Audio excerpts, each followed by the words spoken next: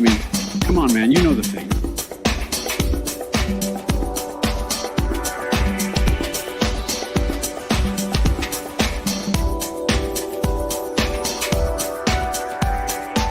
Who else is a more patriotic American than these fine folks? I mean, other than maybe Colonel Sanders, because his chicken is tinger flicking good.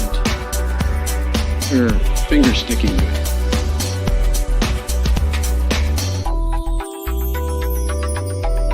I mean, come on, man, you know the thing.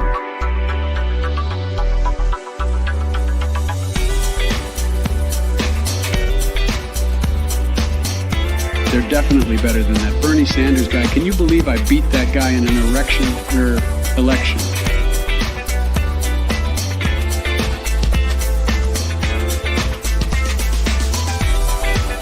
I am Joe Biden, Bo Jiden.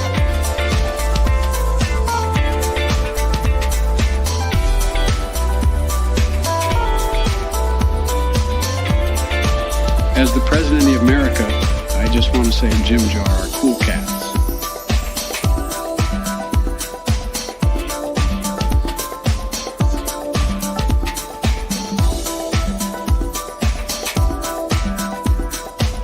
I am Joe Biden, Bo Jiden. I mean, come on, man, you know the thing.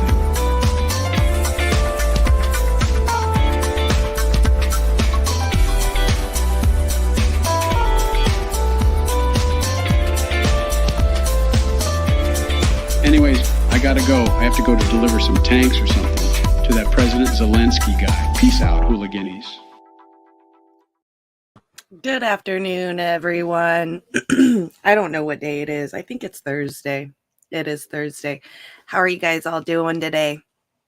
Who we got in the comments section? We got Warren, two of my favorite ladies. Let's go. That's right.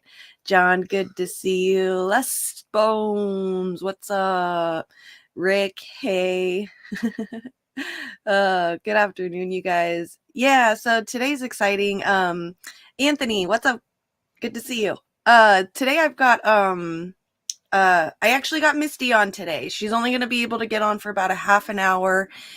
She'll be here in about a half an hour. She'll be on for about a half an hour because in half an hour after that, she has another interview to hop on to. So I get her for 30 minutes today. Yay. So we're going to be talking about the Free Julian Assange event that she's having on April 11th, which is the anniversary of him getting detained. He is, as of now, still in a UK jail. His health is deteriorating immensely. People are out there just, working their little butts off trying to get him freed because he kind of sets that precedence. If something happens to him, it sets a precedence for journalism and free speech and freedom of press and stuff for the future. So I'm excited to really talk about this and get into it. I'm really, really excited. This is kind of the stuff that I really enjoy doing, is the freedom of the press kind of stuff, being able to say things without censorship. All of that. Okay, still all of you guys. What's up, everybody? Let's see. What have I been doing? I didn't do too much yesterday. Played some video games with my friends. Just one of my friends. You gotta love Miss Sally. She's like the greatest person ever. She is always there to play games when you're ready to play games, and she's great. She's like she's like my mom. If me and my mom got along a little bit better, if I didn't have the past trauma with my mom, and me and my mom were always cool, that's how me and Sally are. She's like my mom that I've always wanted. So she's awesome. She's great. She's a school bus teacher in Alabama, and I love her to death. So yeah, that's Miss Sally. That's what I did pretty much yesterday. Just played some games, hung out with the kiddos. The kids watched a movie. I think they watched the Scooby-Doo movie or something like that. So yeah, that's all I did yesterday. I didn't do too much. Got some good sleep.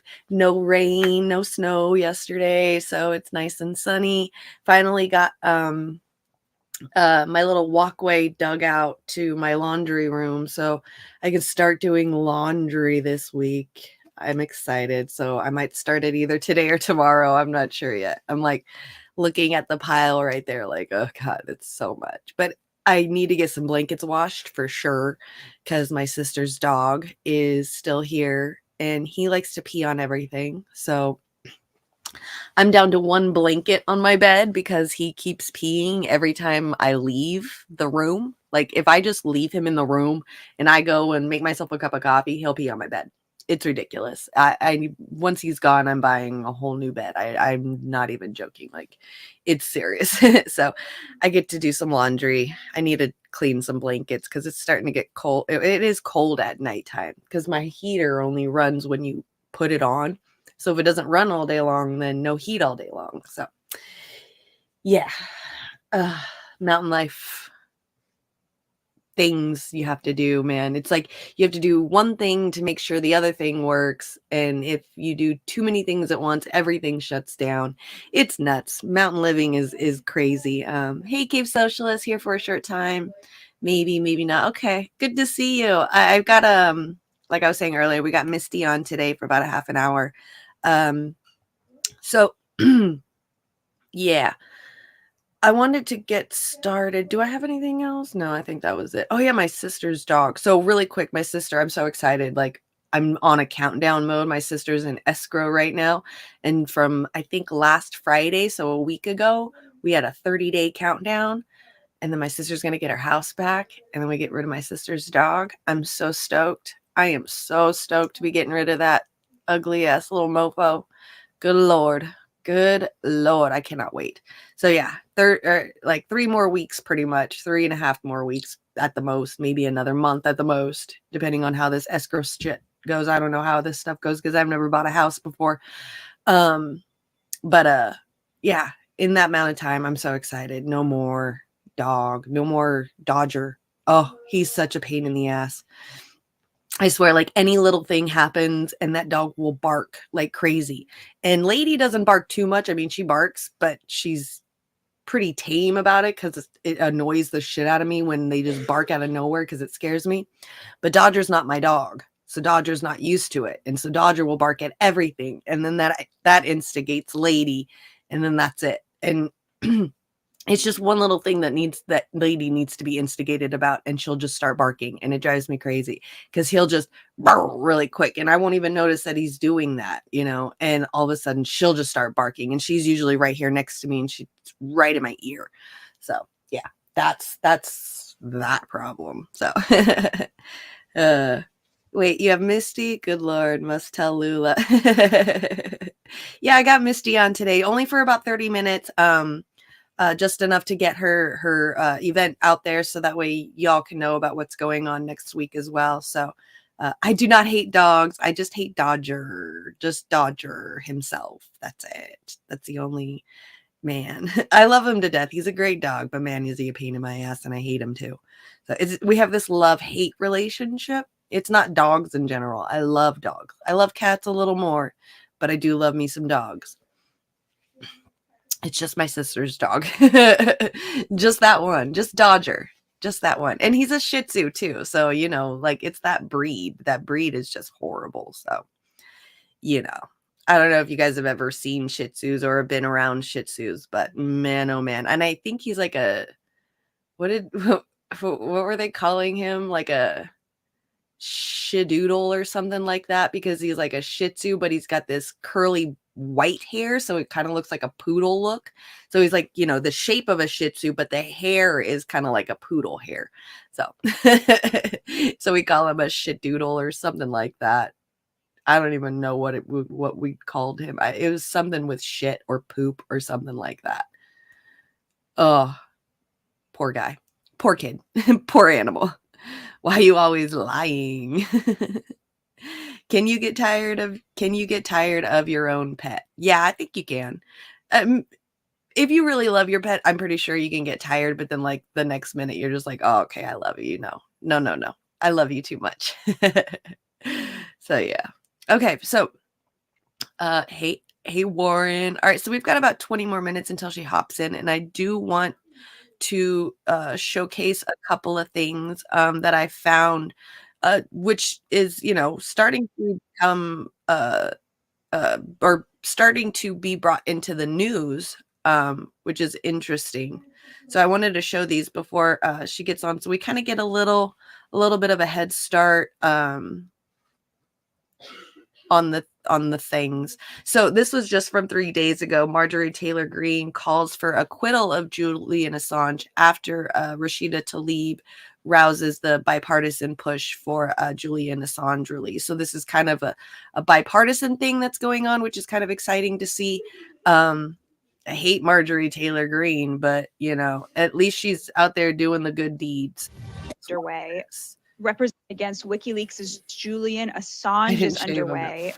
Representative Rashida Tlaib is sending a letter to her House colleagues that calls on the Department of Justice to drop charges against Julian Assange and end its effort to extradite him from his detention in Belmarsh prison in the UK. The Justice Department has charged Assange, who is the publisher of WikiLeaks, for publishing classified information. Now, that letter, a copy of which was obtained by The Intercept, is in the signature gathering phase and has not yet been sent to Attorney General Merrick Garland. Representative Marjorie Taylor Greene tweeted this weekend, "I'm calling for the release of Julian Assange. His charges should be dropped. The United States of America must defend the First Amendment and protect freedom of the press. It's one of the greatest freedoms any nation can have." So here is a situation, the kind of thing we cover here on this show that I think would be baffling to many mainstream people. Here you have a left progressive Democrat, Rashida Tlaib, disliked by Republicans, and you have Marjorie Taylor Greene, arch conservative, Trumpy Republican who mainstream Democrats think is crazy. Both agree, free Julian Assange, which is something that libertarians have been talking about this, socialists have been talking about this, people who still respect the First Amendment and free speech in mainstream circles, although I think that's a shrinking number, unfortunately. Free Julian Assange. There is here's a good.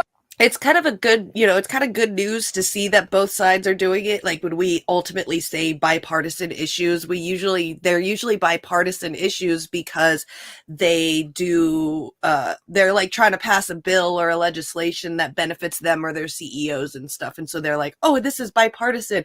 This is really good news. We're working together to make sure that the regular people are taken care of, even though it's something for, corporate business CEOs.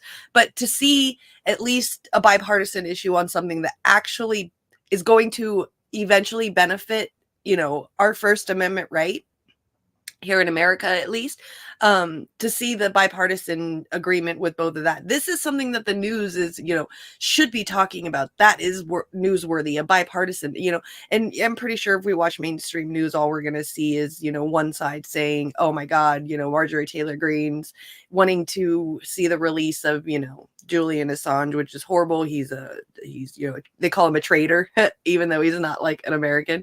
So, and then it's just the mainstream media, like I'm pretty sure I saw Tucker Carlson saying that he didn't want Julian Assange free while Trump was in jail or was in presidency. But now that it's Biden, I can probably assume that Tucker is out there saying that they need to release him. So it's just interesting to see, like, when it comes to benefiting corporate CEOs and stuff, the media is up in a hoopla about bipartisan bills. But when it comes to actually benefiting the people and what the people want, which is freeing Julian Assange so we can make sure that the precedence is set for free speech and freedom of press, you don't see too much about it. I mean, the main thing that I'm noticing, obviously, is we're watching it on Rising. So that just goes to show that, the media is not really too big on, benefiting what people want. They just really want what their CEOs want. It's just not the kind of bipartisan. Hey, Brandy, good to see you. Thanks for stopping by. And Lula, good to see you. Thank you for coming by. That elite voices think is good.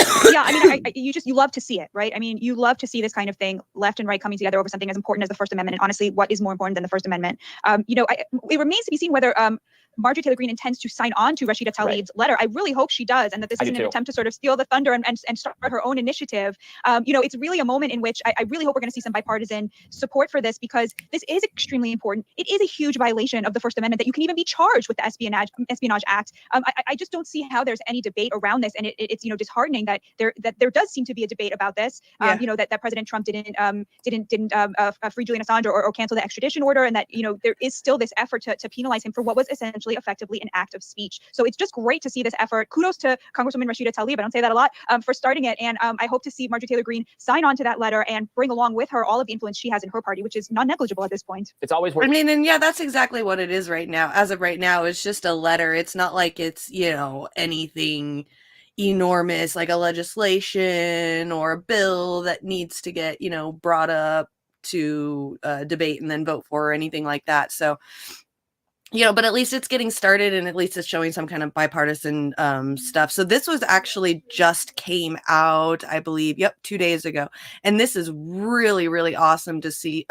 Piers Morgan actually interviews the parent or the father and the brother of Julian Assange in this interview, which is insanely amazing. Drop the charges. The maximum jail sentence of 175 years. Well, I'm joined now by Julian's father, John Shipton, and his brother, Gabriel Shipton, who've made that new documentary film on their fight to secure Julian Assange's release, along with security and terrorism expert Will Geddes. So welcome to all of you. Thank you very much to the Shiptons who are joining me from America.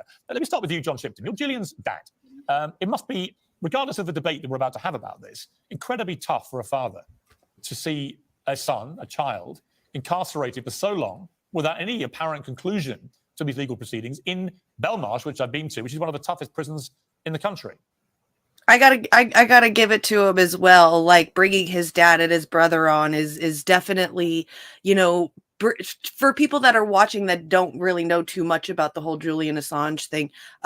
This is a really good way to normalize Julian Assange, turn him into a family man, to show that, he's not just some robot guy who's out there, releasing leaked documents and videos and stuff. Like, he's a family man. He's a human being who has a life.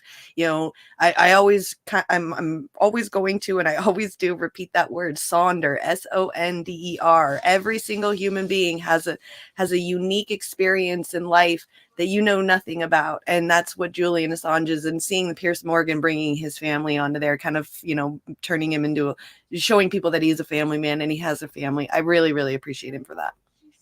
Hey, Steve, good to see you. Thanks for stopping by.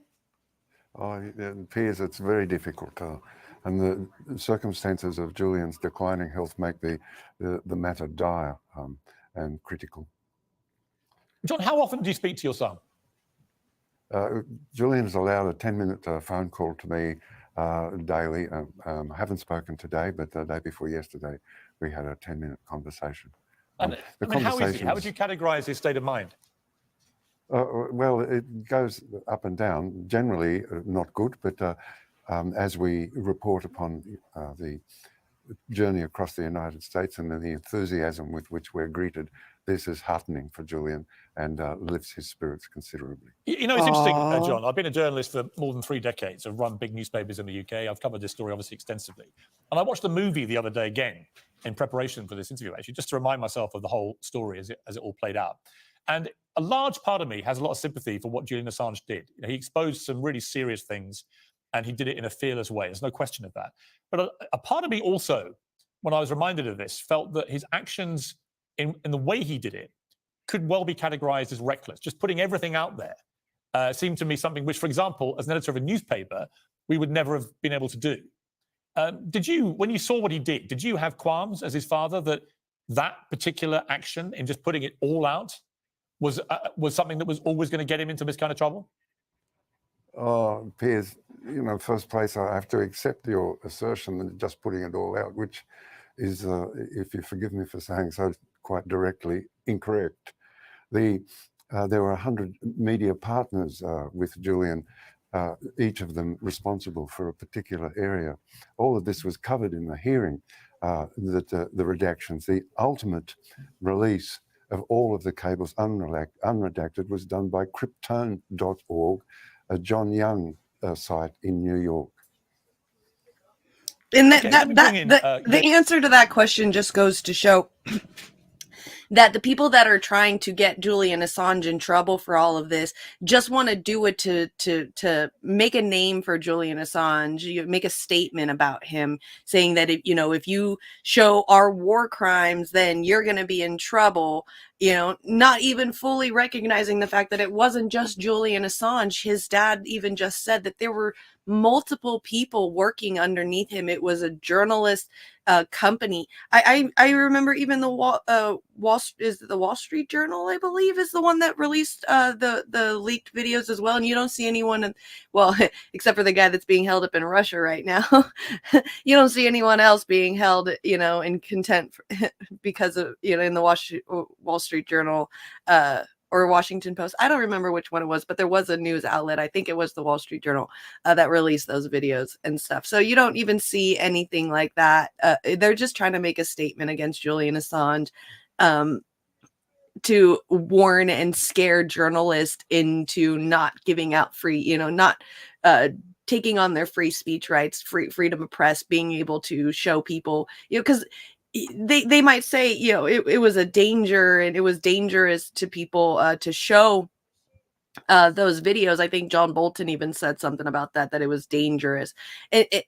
Who cares? Like, this is what we need to know, that you guys are out there doing these war crimes. We need to know this. This is important because you're doing things that are illegal to fulfill the oligarchy's destiny or whatever they feel like they need, you know, their strategy. So it's just so gross to me to see what they're doing to Assange when there's so many other journalists and press out there that, you know, did do the same thing and they're not doing anything, and then that are kowtowing to what the government is telling them to do, and they're the ones that are getting big. It's gross. Gabriel, Julian's your half brother. You've made this film, you guys, because you're desperate to try and get him out, I guess, of prison. How is that going? What reaction are you getting, particularly in America? Well, we're getting very emotional reactions here in the US where... I saw a name I didn't see before either. John Luna. Nice to meet you. Thanks for stopping by and coming on to hang out with us today. About halfway through a 59 event tour around the United States, people are enraged when they realize what's going on, how their rights are at stake in Julian's persecution. People, after we do showings, people come up to us and say, you know, thank you for doing this. Thank you for standing up for our First Amendment in the United States. So it's really breathtaking that audiences around the US are really beginning to understand what's at stake for them in this case, their democratic right to know what governments do in their name. You know, recently, back in October, I interviewed John Bolton. He was former US National Security Advisor, of course, and he said this to me. Here it is. He's committed clear criminal activity. He's no more a journalist than the chair I'm sitting on. The information that he divulged did, in fact, put many people in jeopardy. It undercut the ability of the United States to have confidential diplomatic communications, and I hope he gets at least 176 years in jail for that. Is so goddamn wrong what he says. Confidential diplomatic communications, and I like. Hold on, wait, let me back it up a little bit. Than the chair I'm sitting on. The information that he divulged did, in fact, put many people in jeopardy. Okay, so the information that he divulged did, in fact, put people in jeopardy. As if our military-industrial complex doesn't put people in jeopardy every single damn day. We just talked about this earlier this week about the CCP and how we're wanting to arrest Putin for war crimes and stuff. We don't acknowledge the CC. Wait, that's the Chinese the ICC. God, so many letters. That we don't recognize the ICC when it comes to our war crimes. So I love how he's sitting here saying that that Julian Assange put multiple people in danger by releasing war crimes. What, you afraid of what the ICC is going to do, so you don't recognize them anymore while they're trying to investigate what we've done to other countries? It's just so gross to me, the hypocrisy that comes out when these guys talk, like as if Julian Assange single-handedly put the entire American country into jeopardy by releasing war crime videos of our military happily killing, releasing war crime stuff. Okay. And also the, Hillary Clinton real emails. So that was interesting too, finding out, all that. So yeah. You don't care about the IVC root beer. Where's this cowboy hat?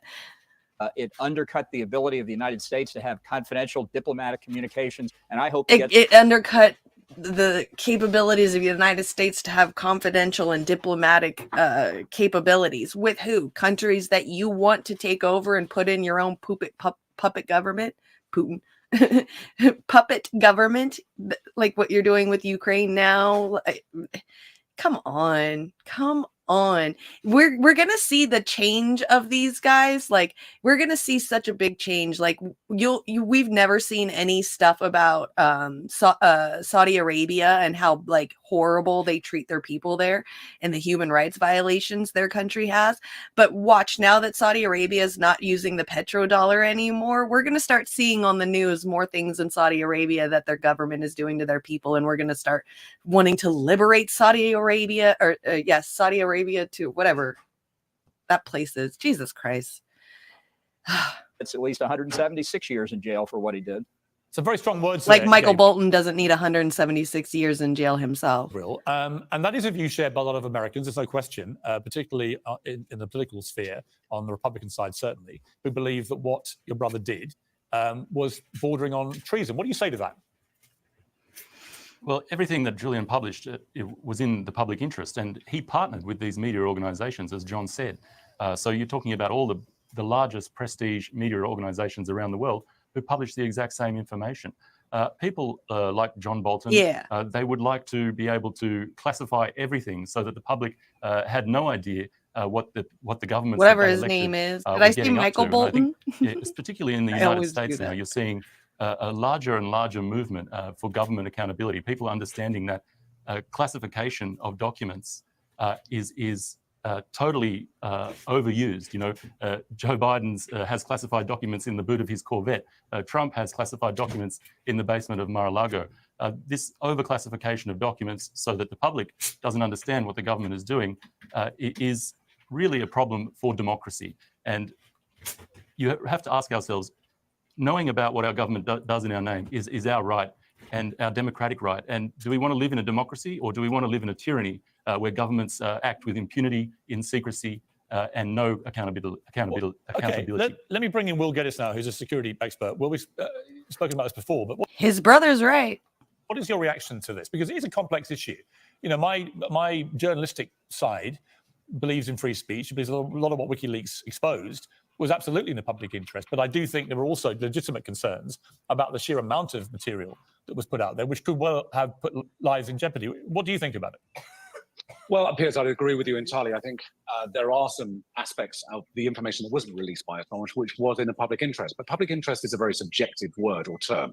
There is information that does require confidentiality. I work with confidential information on a daily basis. And that information has to be secured for a variety of a very wide spectrum of reasons. And one of the greatest concerns is there was simply a release of information that was not filtered necessarily, I believe, in the public interest. And when we talk about a democracy and about there being access to certain information, that democracy can be undermined by that information or certain information being protected. Now, I do believe in whistleblowers, and I do believe that there is a reason and also a purpose for whistleblowing. But there was information that Assange was responsible for, whether he had acquired it himself or he was publishing it on behalf of other parties. The problem is as the disseminator of that information, he was putting a lot of national security, particularly in the United States, at great risk, and also other members of, obviously, the intelligence community. And that was putting lives at risk. That's what we've got to bear in mind. It wasn't just uncovering atrocities or misuses of power. Point proven again. Like, why is putting those lives at risk any different than the military-industrial complex is doing on a daily basis to people in other countries? I don't understand. If you want a real democracy and we've got real freedom of speech, then why does democracy have to hang on to the to a string of secrecy as well? Like, you can have freedom of speech and we can have democracy, but we have to keep these certain things free for our own security. For what? So other countries don't know while we're over there spying on other countries as well. Like, you're literally somebody. It reminds me of somebody who is like went on like a murdering spree, and then now they're super paranoid, so they have to do these extra ridiculous things to make sure that they don't get in trouble or caught or busted and stuff. Like, it's so disgusting to me when I see this kind of stuff. And even this guy right here on Piers Morgan's show, like talking about this, like as if we don't do the same, our government doesn't do the same thing to other countries. It's crazy. Yeah, this guy's got lies. Exactly, John. Thank you. This was information that helps us keep our country safe against the bad guys. And then there you go. There's the excuse. We have to keep our country safe. Like, our country safe. When was the last time that we've actually had something on our country? 9/11? Other than that, now compare that our one time within the last, let's say my lifetime, okay, in the last, or even a little bit less than, or even more than my lifetime, let's say the last 40 years, okay? We've had 9/11. That was pretty much our biggest thing that we've had on our own ground. Now, how many other wars and bombs have we put onto other grounds? Okay. Now, who's safe? That's what I thought. The terrorists out there who want to find out about how those instruments of intelligence are used and what is available to them. Let me bring back in John Shipton. John, in January, President Biden was accused of hypocrisy, Exactly. demanding the release of journalists detained around the world while he continues seeking the extradition of your son. What did you think? Exactly, Desert. Translation, Assange was putting the Clintons at risk with the release of the emails. Oh, boo-hoo, Hillary Clinton didn't get to become the president. Oh, boo-hoo. Yeah, it's not like we have real democracy when it comes to voting and all of that stuff anyway. They pretty much give us the duopoly. We, pretend like we're voting the electoral college votes, and then that's it. That's who really gets what they want anyway. So anyways, so that's with that. Obviously, I don't want to watch any more of this guy because he is absolutely ridiculous. I really did appreciate Julian Assange's dad and brother going on to the show and at least standing up for him in that aspect. So if you guys want to watch the rest of that, that is on Talk TV on YouTube for the Piers Morgan thing. If you guys want to go check it out and watch the rest of it, I think the rest of it's just the guy talking himself. But so now it is 1:30 and we will get started. Hey John, they come all the way over here to implode some building. Yeah, right. Exactly. And that's what I'm saying. Out of all, let's say in the last 40 years of America, we've had one attack on our soil compared to how many attacks on other people's soils and other people's countries on other people's grounds have we done to them compared to our one. So yeah, absolutely. Okay, so let's get started. Thank you for your sensitivity, Jimmy, and sparing us. You're welcome, Desert Mantis. You're absolutely welcome. All right, so let's get this started. I've got Misty in the background right now. So coming up on April 11th, this Tuesday, 4 to 6 p.m. Eastern time out in Washington, D.C. at the Department of Justice, which is on 10th and Pennsylvania. They're going to be having their Free Julian Assange rally. It is the 4 years anniversary since he has been detained in the UK. And I really appreciate these guys out there doing that. Like I always say, I'm a mom, I've got kids, no vehicle. It's very hard for me to get out and do things. So at least giving them some kind of even a small platform like us with all of you guys, my fam, at least something to get the word out and feel like, we've done at least a little bit of something here as well. So with that said, let's bring on Misty and let's get ready to start talking about it. All right. Hi, Misty. Hi, friends. Thanks for having me. I appreciate it. I don't care that you have a small platform, Jimmy. Everybody starts somewhere, and I will talk to literally anybody.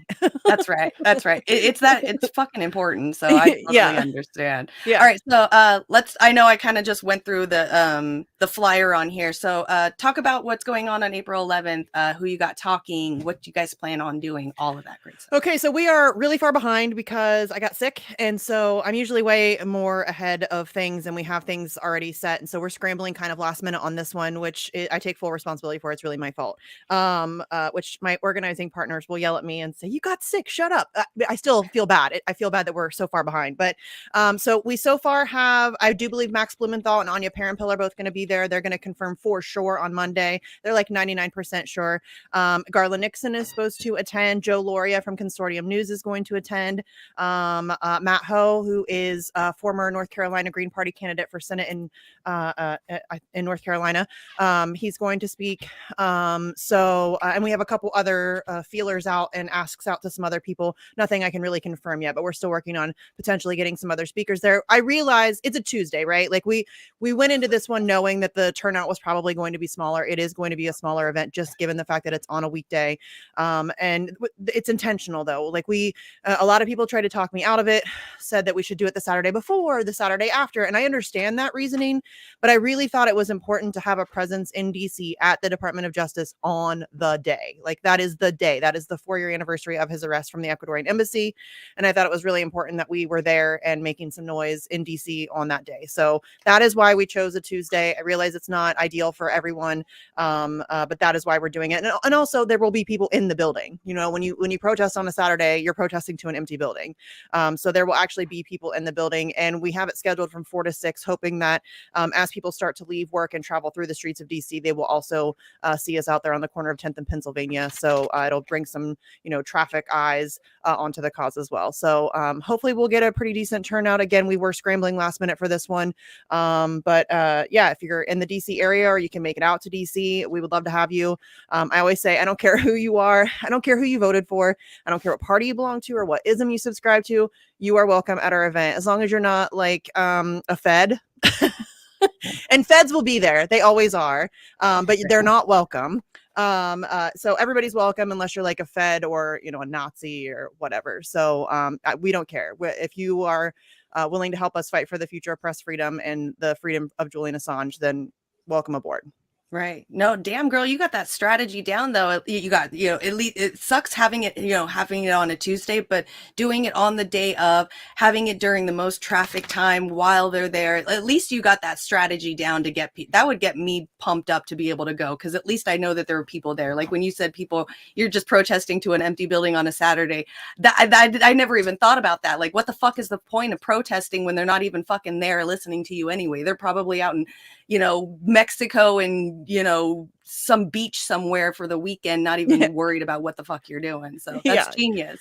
No, and that's, and we don't mind doing those because I think those Saturday protests serve a different purpose. It kind of generates an ability for us to come together with like-minded people, to strategize, to network, to have those conversations, to build morale. Because I think rallies and protests are really great for energizing people and making people excited to fight for the cause again. Because I think we all go through these slopes where we're like, oh, this is pointless. This is fucking stupid. Why are we doing this? I have those days on the regular. So, and I know that when we go to these events, I always feel so much more energized because then immediately I'm not alone. Look at all these people out here. They're fighting for they care about this too. And we're starting to see momentum build. We're starting to see our events get bigger and bigger turnout. So, those protests also serve a purpose, but I really thought this one in particular, it was very important to be there on the day. Like I couldn't be talked out of it. Like people tried, I could not be talked out of it. Right. So what, I watched you the other day on a Warren show, and I know you said the reason why you got into Julian Assange was because you have the hyper focus of your ADHD. Other than, obviously, because I understand I have ADHD too. So I have certain things that I really, really get stuck on. Was there something in your past, in your history that kind of made you, fight for freedom of speech, freedom of press? Or is it just Julian Assange's situation, period, the precedents that it sets? Well, I was always a free speech person. I was more of a mutual aid person than I was an in the streets activist prior to my work on Julian Assange. I ran a local group here in my community where we did all kinds of stuff. Like we would adopt families for Christmas and buy Christmas presents, or we would pay people's electric bills or whatever it was. And I ran that for, 5 or 6 years or something. So I had never really done a lot of issue-based activism. But I had always been a free speech person. I always believed in it thoroughly. I was a WikiLeaks supporter, like a very casual supporter. I read the leaks and I bought merch and I, donated to their legal funds and all of that stuff. But I was a very kind of a passive observer. And I think that, and it's very stupid and naive of me, and it's mind blowing that I'm saying it out loud, but I think that I always kind of naively thought they're not going to arrest a journalist for doing journalism. They're going to fuck with him. They're going to leave him hanging in the Ecuadorian embassy. They're going to, mess with him and mess with his family for a little bit, but eventually they're going to have to let him go. They're certainly not going to arrest him. And they did. They did. And so when they yanked him out of the Ecuadorian embassy, something about that, and I honestly don't even know what it was specifically. I had been kind of ramping up my support, kind of incrementally, I think through the 2016 leaks and things like that. That was super awesome to kind of witness all that stuff come out about the Bernie Sanders campaign being screwed over and the corruption between the media and the Clinton campaign and all of that stuff. It was very exciting to see that stuff released in black and white. So my support, I mean, I'd kind of gotten more involved, I would say, and more kind of interested in what WikiLeaks was doing. But then when they yanked him out of the Ecuadorian embassy, something about that, like I said, set off my hyperfixation. I don't know what it was, but from that moment on, it was like, no, you know what I mean? We're not doing this. And I think if you know me, you know that I love journalists, and I don't mean like Jake Tapper journalists. I mean, legitimate, like Cy Hirsch and John Pilger and Craig Murray and, numerous people, Whitney Webb and Vanessa Beeley and Eva Bartlett, people who are out there doing the work in the streets, legitimately putting their lives on the line to get truth out. And I love those kinds of people. And so, and Julian Assange to me is kind of the epitome of that. And so something about him being arrested just did not sit well with my soul at all. And it sent me into hyperdrive. And I mean, here I am. You know what I mean? Wow. Yeah. Yeah, no, that makes sense. So you have I see a GoFundMe right here. I want to share this in the chat so that way, because it looks like you're pretty much almost there. You got like maybe so exciting. I had no idea. More $100. Yeah. Yeah. That's so talk about what that's going to be for. Okay, so we had some money left over from the October action that we had. Because I'm an idiot. I went on Jimmy Dore's show maybe like 5 or 6 days before that event, and suddenly our fundraising went crazy. Money just kept coming in, and at that point, I didn't have time to spend it. It's like 5 or 6 days out. I'm like, well, I don't even know what to do with this. So we did have some money left over from that, but unfortunately, and it's always very funny to me when people get mad when activists raise money. This shit's expensive, you guys. Like, I don't think people realize if you don't organize, if you're not in this game, it's fucking expensive. Just getting flyers printed is like hundreds of dollars. And I'm myself, everybody I organize with, we're out of pocket. Like, my husband's here. I don't want to get in trouble. He gets so mad, but like thousands of dollars out of pocket. You know what I mean? But so this fundraiser that we're doing is just, there was a few big ticket items that we didn't have the funds for. We're going to get a decent sound system. We had one in October. It's the first time we ever splurged on a decent sound system, and now I don't think I can ever go back, because it just made everything sound so much better. The live stream was so much better for people who are watching online, and so I don't know that I can ever go back. So we're going to get a sound system from a local, and we're working with all local activist-based people.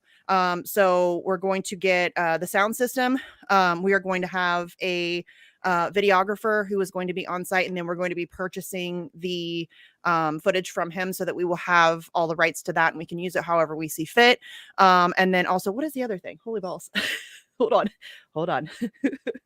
The truck, the billboard truck. So our friend James, we've worked with him for years. He is a local DC guy, small business owner. He owns those billboard trucks that you can put whatever you want on them, and he'll drive it around. So we'll have that on Tuesday for 7 hours. He will drive around DC at different locations. Sometimes he'll park. If he sees like a big crowd of people, he'll park and hang out for a little bit.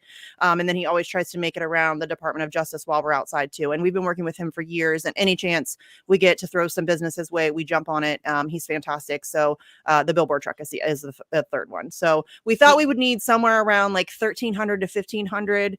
And like you said, we're at like a little over 1,300, I think. So we're very, very close. I mean, we're going to get all three things anyways. We'll all pop out of pocket if we have to, but just trying to raise a little bit of that money to offset some costs is always nice. Yeah. I saw the billboard truck with, I think it was Randy was handing out flyers or something out in front of the billboard truck. That was so cool to see that. He was such a road dog. Like, he did that for months, Jimmy. Months. He was out in DC in the heat of the summer with James, driving around in the truck, hanging out flyers. They would stop anywhere and like they'd see a group of people and be like, hey, you want to talk about Julian Assange? I mean, it was so cool. That was great that Randy did that. Randy's been a powerhouse for freedom of press and freedom of speech and all that kind of stuff since the 70s, man.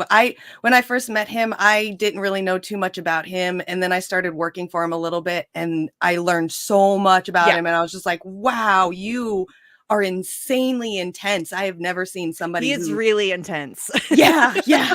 Like Yes. if he wants to know who you are, he'll like come to your house and knock Yeah. on it and be like, "How did you know where I live? Like, you're amazing." He's boots on the ground 24/7 with Yeah. his dog. It does not matter. He's out there. Yes. Yeah. No, that's how I got to know him, is he saw me doing the stuff that I do and got in contact with me. He was like, "Hey, I want you to come on my show. You're going to come on my show, right? And then we've been friends ever since, and we hang Ugh. out, and anytime we can go to DC together. Yeah, he is really intense though, for sure. Yeah, definitely. You got yourself in some good company too. Like, these are definitely some really big powerhouses for freedom of speech. I just wish that it could be brought out into the media sphere even more, to where more people recognize it and there's something that we can do about it. Because Yes. it really sucks to see that there is so many people that want to see, you know, freedom of speech and freedom of press succeed in this country. But, you know, I feel like we're kind of like that dog in that one movie where he sees a squirrel and he's just like run off Yes. to the next thing. So Well, and it's not even that, Jimmy. I think a lot of I won't even call it apathy, because I think honestly, the average American citizen has no clue what is happening to Julian Assange.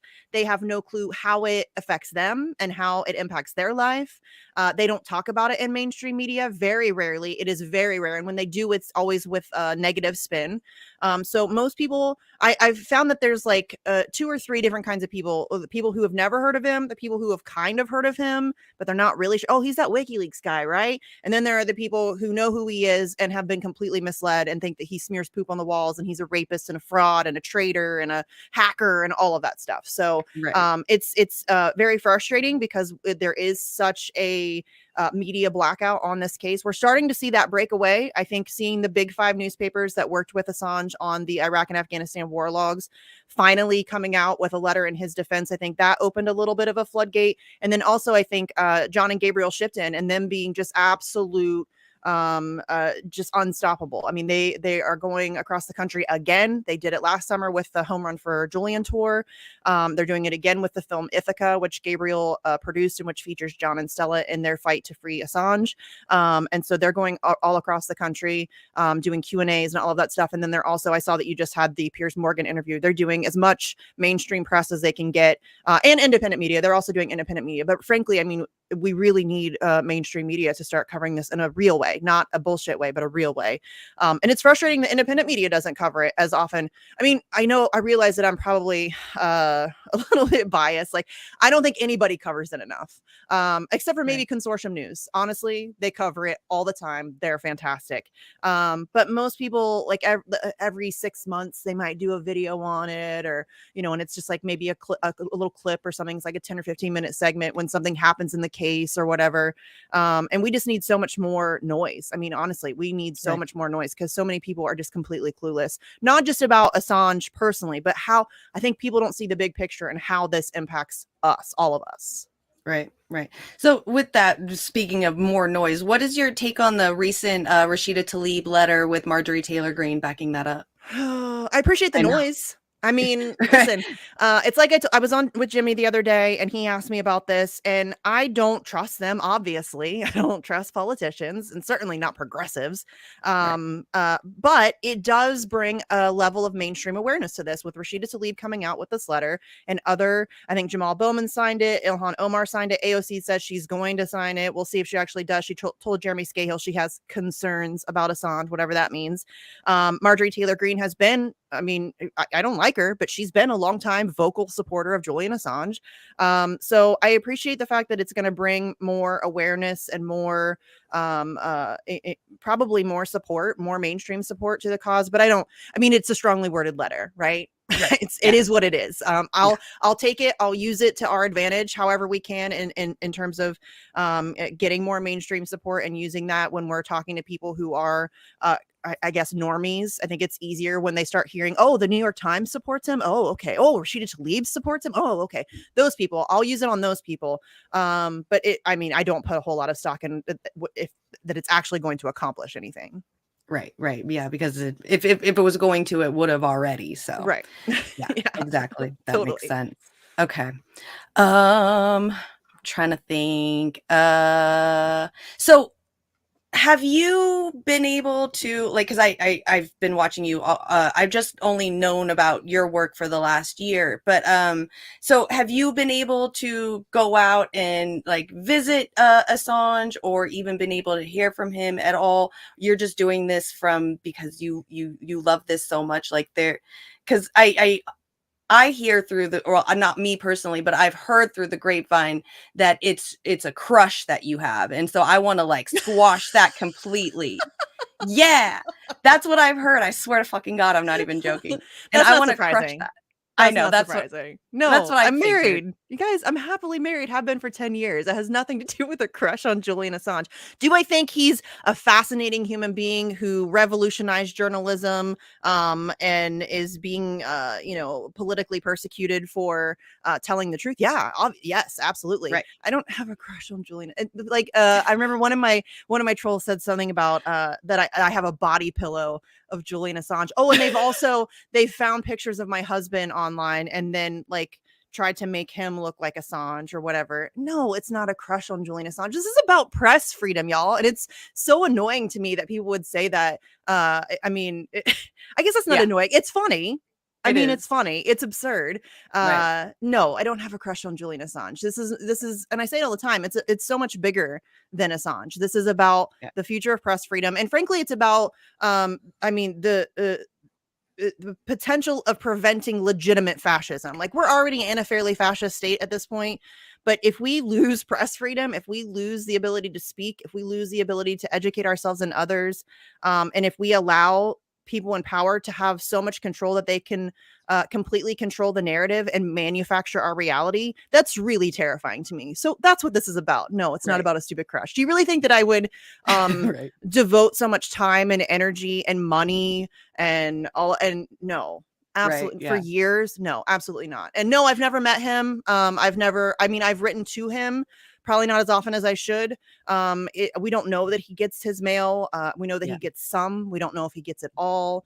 Visits to Julian Assange are incredibly limited. As we learned recently, Reporters Without Borders was rejected from seeing Julian Assange, despite the fact that they had been previously approved. So visits with Julian Assange are very sparse, and even with his family, they don't get a lot of time with him. So it's very difficult to ever be able to get in to see him. And I wouldn't even try. I mean, I wouldn't want him to waste his visitation time on me.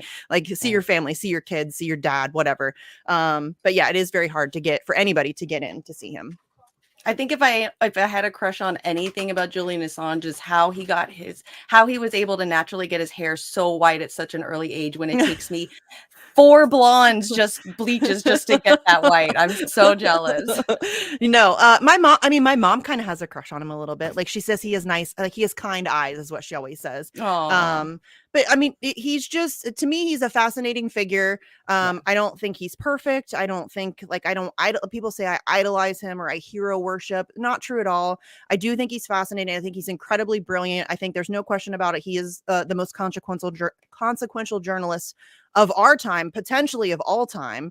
And for sure, he's broken more stories than anybody else. And I think that what is, to me, the most interesting about him, not interesting, but the most, he's never gotten it wrong. Like, that's pretty incredible. WikiLeaks has been around since 2006, and they've never gotten it wrong. They've never had to retract a single word. That's fucking cool. Like, that's really cool. So yeah, I think he's a cool dude. I would love to like sit down with him and pick his brain, because he's brilliant. But no crush. No crush. How much do you meld in with the net neutrality people? Do you guys kind of mix together as well? We have probably not as often as we should, probably not as much as we should, because we do have very similar causes. I do have friendships with people who are in that fight. I probably don't talk about it as often as I should either. I think it's something that we should definitely be working on, like building a coalition on, that's a little bit stronger than it is now, because we definitely have we have ties, we have conversations, there's group DMs, there's all of that stuff. But I think that we should probably get more organized on that front, because those two things really do go together. Right. Yeah. With the freedom of press, right along with data mining in the whole TikTok thing right now, and all of that kerfuffle that's going on. Like, what is your opinion on that, with the fact that TikTok, America Right. American government's like, you can't take our data while we take our own data. It's so stupid, Jimmy. Oh my Right. God. It's so like really, Yep. really. And the idea that anybody is taking that seriously, given the fact of all of the things that we know and that have been released by Edward Snowden, by Julian Assange, by numerous other people, we know the NSA is spying on every single one of our conversations. Not only are they spying on it, they're collecting it and storing it. We know that Facebook and Twitter and Google, they all give law enforcement and intelligence, the intelligence community, backdoor access to their apps. All of them, they have backdoor access.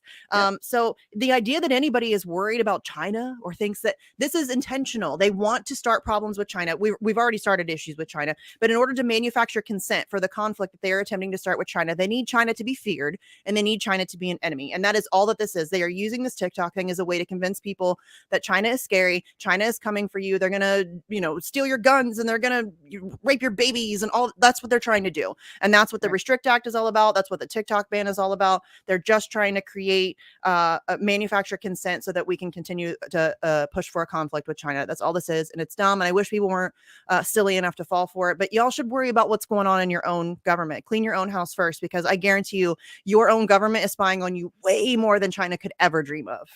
Right. Yeah, I don't understand how people don't see it. You literally can turn on one of your phone apps and you scroll through and all of a sudden you're seeing an ad for something that you and your husband were talking about without your phone next to you an hour ago. Yes. You can't tell me. Come on. And then we're worried about China. Yes, my husband happened to, I think it was like maybe a year ago or something. He was talking about he wanted to go see a chiropractor, and we were just talking about it.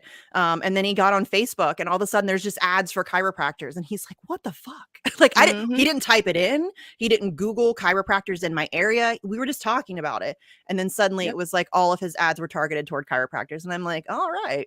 Yep, I know. I hate finding things for my husband. Like, he went to Florida a couple of weeks ago and I had to research the flight because I had to go and pick him up at the airport, and I'm terrified of airports and driving to an airport. So I was Googling and doing all the research for the airport. And now for this last week, I can't get airline ads, airplane ticket ads, some discount ticket ads for airports. I'm just like, come on. I don't fly. Come on. Yeah, no, it's crazy. It is crazy. It is. All right. So again, one more time, I'm going to throw up the poster for the thing. Talk about it one more time, and then I won't keep you on much longer. Yeah. So April 11th, it's Tuesday, this coming Tuesday, from 4 to 6 p.m. At the Department of Justice. It's the corner of 10th and Pennsylvania. That's my little corner of Washington, D.C., where they always stick us. So we're going to be out there. If anybody is going to be there and they would like to come help us set up, that's always appreciated. Extra hands are always good. We're going to be there at 2 to help set up. Or if anybody wants to stay and help us tear down, that's also appreciated too, because it's very time consuming. So 4 to 6 p.m., April 11th, Department of Justice. And it is honestly very therapeutic to stand outside the Department of Justice, which is, by the way, also right across the street from the FBI building, and yell at them through a megaphone. It's very therapeutic. I highly recommend it. So yeah, and if anybody can help out with the GoFundMe, we're very close to the goal. That will push us over so that we can make sure we get those 3 big ticket items that I mentioned earlier. And we just need all the people out that we can get. Again, I know it's a Tuesday, so it's not ideal. So if you are able to make it out, it would be much appreciated. We're expecting smaller turnout, obviously. But we would still love everybody to come out. We're going to have some really great speakers. Again, Max Blumenthal, Anya Parampil, Joe Loria, Matthew Ho. I can't remember if anybody else is confirmed. My brain is a little bit fried. But I'm trying not to name anybody who isn't fully confirmed yet accidentally. Because I'm so paranoid about doing that and then them be like, I can't make it. But we do have, we're in talks with a couple other different people. It's just a matter of scheduling, timing, if they can make it out, all of that good stuff. So some great speakers, going to be pretty low key and chill. I think we're going to do a postcard campaign again. That was very successful the last time we did it. So we'll have pre-printed postcards out addressed to the White House and Merrick Garland, so that we can just mail them for you. We'll have stamps and we can just mail them for you. And then, we'll have buttons and all that stuff out there too, but should be good. I'm hoping we're going to have a pretty decent turnout. Again, I don't like scrambling on these things. I like to be very well prepared, and I feel like we're desperately scrambling at this point, but we're going to figure it out. I'm very lucky that I have a team of people around me that I've been organizing with for a very long time, and we all just kind of know what we're doing, and we don't even really have to have conversations. It's just like, yeah, this person's going to do permits, and this person's going to do this, and this person's going to do this, and we all just kind of go about our work. So hopefully it'll all come together beautifully, and it'll be a great event. Looks like the weather's going to be fantastic. So which is always nice. It's always a little dicey in spring in DC, but it looks like so far it's going to be pretty decent. So hopefully it'll be a good event.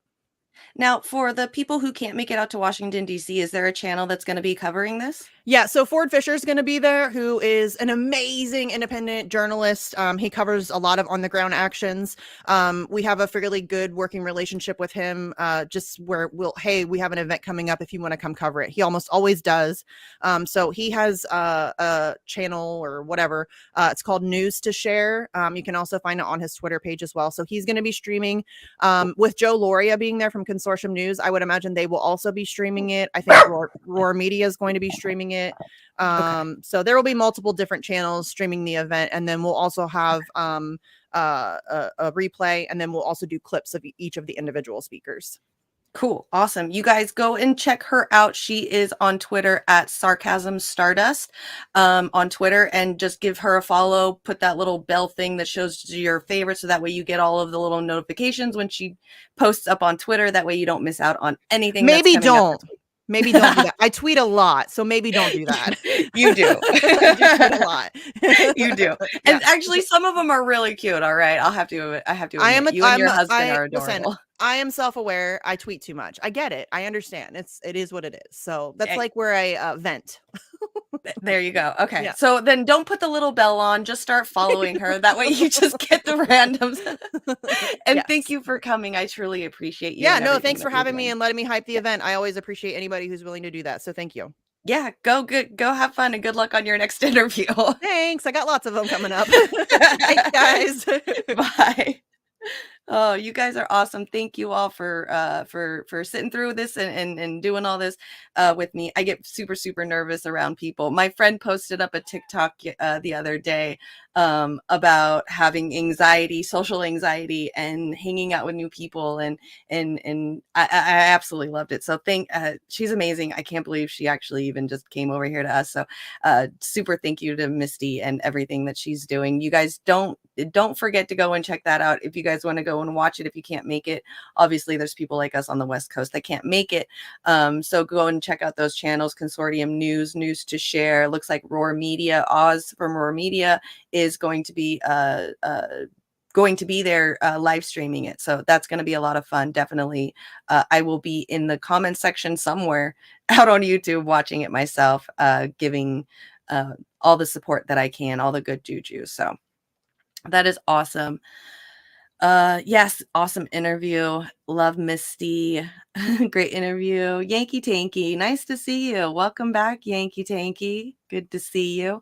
You just missed it. We just had Misty Winston on talking about the Free Assange rally for the 4-year anniversary coming up this Tuesday on April 11th. So that's really exciting. I've also put the fundraiser in the comment section twice. It's the GoFundMe. She's almost there. She's like at $1,300 out of $1,500. So if you can't donate there, at least just share out the link itself to your Twitter page or whatever social media place that you share out to. That way we can at least get her the $200 before Tuesday. So just one less stress that she has to worry about, because I understand when she was talking about having to organize and set up rallies and stuff. It's expensive. It's a lot of stress. You always feel kind of you're behind on everything. Nothing ever goes the way it plans. So the least we can do, the people that can't make it out to the DC rally can at least pitch in some and help out, so you can feel like you've done something, so you just got done work. I have to watch it from the beginning of the stream later. Okay. Yeah, no problem. So that in here, so you guys can even see too, because I'm all telling you guys that the GoFundMe is actually like up there. But if you guys look right here, I have it right here. So it's getting there. Super exciting. People are donating, which is great. So yeah, if you guys can do that, help her out, get it ready for her, so that way she doesn't have to worry about that part. All right, you guys, we got 1 more hour left, and I got some news to talk about, which is exciting. So I kind of wanted to keep it on, fighting back against a corrupt government kind of stuff. Hey, Dingo, good to see you. Your main Twitter was suspended due to censorship, but you can share it, one of your alts. Okay, and awesome.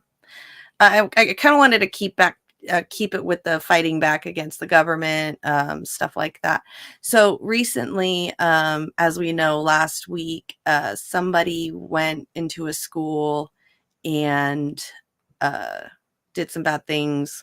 And so what's happening recently is these children, so they're like junior hires, I believe, maybe some high schoolers, kids, are going to their local, Congress place and are protesting. From what I heard in Nashville, I heard there was about 10,000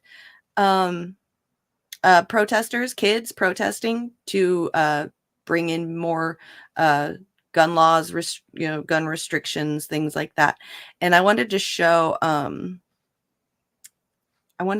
it so that way we can see that these kids that aren't even, of voting age, they're not even able to vote yet, are demanding things that they deserve in their country, that they feel like, to keep their safety. If we're going to hold Julian Assange, like we were just talking earlier, for the safety of our country, why are we not doing this, for guns? Like, I really enjoy what Jon Stewart said in an interview, is that, if you have to register to get a car, if you have to register to vote, you have to do all these things to register. Why do you not have to really, in certain places, not register for a gun? I believe DeSantis in Florida just recently wrote a bill where you can conceal and carry with no permit. So, things like that is just, but then when it comes to, gun violence in these schools and stuff, and these kids wanting and saying what they want in their government, they're not giving it to them. So here's this. Caitlin Keenahan joins us live right now from Nashville. That was the scene of the protests earlier, empty now, but Caitlin, a big crowd today. Oh, John, you would not believe it. Imagine this. Thousands of people filling almost every square inch of this plaza, and the majority of them are students. That because this march was a walkout for local schools in the area. I spoke to several students about why it was so important they came out today and what their perspective is on the last week. From Madeline's point of view, things aren't right. We've done lockdown drills. She's only in 3rd grade, yet knows this isn't the way it should be. I just wanted to say that it's not okay for kids to be shot. Now, this 3rd grader is standing up for her classmates, and she's not alone. Thousands of other kids are standing with her, some in high school. You should feel safe at school you shouldn't have to feel like you're going to have to go on lockdown. Others in elementary school. If more people come out, maybe it would change some laws about guns. And some so young. Like I didn't even think that kind of stuff until I was in my late 20s. Like, if more people came out, then maybe things would actually change. These kids are thinking this already. If you think about it, all of us are, a little bit older. Did you ever have, gun drills, gun safety drills in your school when you were a kid? Because I grew up in California. We had fire or earthquake drills for sure. We had earthquake drills at least once or twice a year in my school. We never had gun drills. I graduated in 2003. That was after Columbine, and we still never had gun drills. So these kids, imagine these kids are coming up with the thought processes that us grown-ups are coming up with when we're a little bit older and we've experienced life and can think of these things. These kids are experiencing these grown-up things at such a young age that they're coming up with these ideas so young, of if just more people did it, then maybe more people would understand and we can get things to change. It's crazy. Mom has to speak on their behalf. We have to have the discussion about guns and, how they're not good and they can hurt people. And that's a really scary conversation to have with your kids. But I guess it has to happen at 4 years old. The organizer of the protest Hunter safety courses? Would you guys do like gun safety classes while you were hunting in the South? Does that actually happen in schools in the South? You can like have gun safety classes to teach you how to hunt? That's crazy. Esri Tyler is a college student at Vanderbilt. Oh She yeah, says Anthony? the goal was to get young people to speak their voices. Students are the most powerful movement builders in this nation, and consistently the Nuclear youth have been who's drills? showing out. The Jeez. chants of these students made it to the ears of the governor, who held an impromptu press conference in response. I value input, 2017? especially- Yeah, that's especially young sad. people who are engaging in the process. But these children like Madeline want to see those broken hearts be used to pass new gun laws. It should be harder to get an AR-15 than Taylor Swift ticket. Ooh, fire girl, get it. Did you hear that? It should be harder to get an AR-15 than it is to get a Taylor Swift ticket. God damn. Fucking kids out here getting it. They're getting it. U.S. Hunter's Ed in high school? Oh my gosh. I'm starting to find like these schools in certain areas have special classes. 'Cause I just recently found out up here, I guess the schools up here have like this extracurricular thing. They're like a sports team, but they do snowboarding and skiing, I think. So yeah, that's crazy. You guys out in Texas have Hunter's Ed.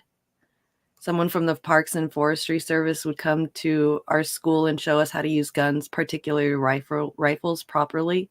A lot of deer hunters around there. Wow, we never had that in California. Not at all. Not at all. Not at all. I'm for the Second Amendment, so I am not for gun control, but I do believe gun safety courses, mental health, and a proper economy would resolve at least half of these issues. Gun registration would be nice. If we've got to register to vote and we have to register to get behind a reel of a vehicle, I think that you should register your gun as well. Look, I'm not for taking away people's guns. You know, I'm for the Second Amendment. I'm okay with that. It's just something's got to give. Something's got to stop. Like what John, I hate repeating somebody so mainstream, but like what Jon Stewart says, the more guns that we sell, the more gun deaths that there is. Usually there's a curve when this happens. It usually peaks and then it curves out and it flattens. Kind of like what's happening with the LGBTQ plus community. We can even break it down into the trans community. The trans issues has been so brought out into the open and more accepted in the last few years that we're seeing this rise in transgenderism, which, you know, obviously the conservatives are like, oh my God, there's so many of them and they're taking over. But what happens is kind of like with left-handers being able to write with their left hands, there hits a peak and then it curves and then it's pretty much stays the same, you know, once something gets to be open and brought out a little bit more. So you're telling me that the more that we get guns, that at some point this curve is going to hit, but it hasn't hit. I just don't see this curve hitting anytime soon. The more guns that we put out, that's my biggest problem and biggest fear. So let's see exactly, Warren. Oh, okay, I just read that. I would if the government yeah, they don't represent us. That is very true. It was cool that you had hunter courses. The kids would drive to high school with gun racks in their trucks. Jesus Christ. Why? Some kids would go hunting in the morning and then go to school. Jeez. It is, yeah. The trans issues and stuff, you know, what the conservatives are complaining about, calling them groomers and stuff. It's just hoopla, hyperbole, to distract us from things that are actually happening. I know like right now we're all like in a hoopla about the trans community and the gun safety and everything, but did you know that Israel just bombed Syria recently? You know, we don't know about that. So yeah, exactly. These things are definitely distractions for other things, you know, because we just did a war crime, or we just allowed one of our ally countries to do a war crime on another country, on a sovereign country. Okay, sovereign. And you know, not like we haven't done anything to Syria ourselves as well too. So, but yes, you're right. They're definitely distractions. That was life in the South in 70s. Conference, he did say that he heard what the young people were saying out here in the protest today. However, he did not say that he would look into gun reform. He did say they would look into added SROs in. The thing is here I'm gonna read you. That Karl Marx said something to the extent that the workers' rights to arms should not be infringed and should be struggled against if necessary. And that's the thing is like, okay, I'm just one person. That's all I am. I'm just one person. Okay, and that's all it is my opinion. That's all it is. All I'm saying is that. And I'm not trying to infringe on anybody's gun rights and things like that. I just think that they should be registered. I think that there should be, I don't know, fucking Jon Stewart again. I really like the idea of having every bullet trackable, you using your thumbprint by having to buy bullets. That way these bullets are, owned to you. That way it's easier to find out who, putting it more of a regulation type thing is more of what I'm for is regulating these things. I'm not okay with these companies, CEOs, whether it's guns, pharmaceuticals, our food, all of that. I'm not okay with self-regulation because self-regulation brings in corruption because when these government or these corporations do investigations into corruptions, they usually come out with the answers that benefit themselves because they paid for the investigations. So independent investigation, something like that. That's what I'm not for. And also the thing is like when our founding fathers wrote the Second Amendment, there wasn't nukes and AR-15s and all these other guns. There were these guns where you had to like put in a bullet and then put in the gunpowder and then pack it and then shoot it and then reload it again in the same way. Like, so when I think of this amendment being written into our Constitution, I don't think that they expected the guns to get that much more, So yes, I'm for it. I'm for the Second Amendment. I'm just not for this idolization of these guns. The fact that the guns become like a part of your family members, and then like I wouldn't be so against guns is if like these conservatives who take gun pictures with their families during Christmas time go around saying that drag queens are grooming these kids when what do you think your family photo in front of the Christmas tree with all of you guys holding guns is doing? You don't see regular other people taking pictures in front of their Christmas tree with their family and all of their guns.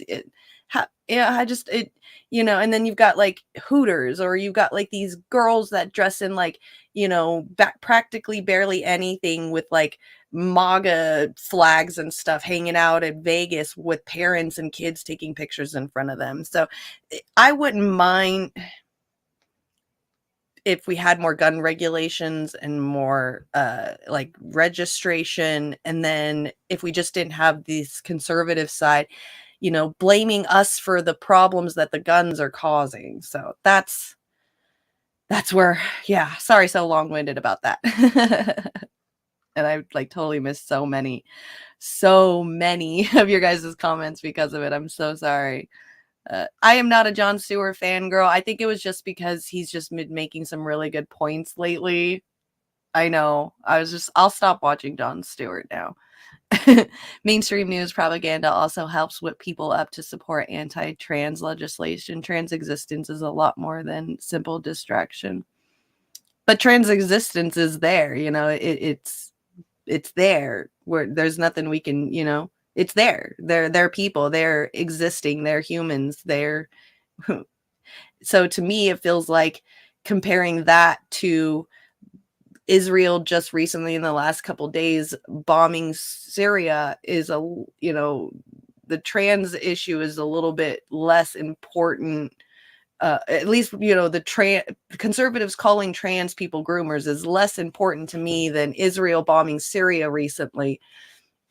So to me, it feels like a distraction. Yes, though that kind of rhetoric does harm the trans community, and which is really, really wrong. But if a lot of us could start seeing it as a distraction, then maybe those people will go away and disappear. They're only getting louder and more boisterous about their closed-minded opinions because they're able to.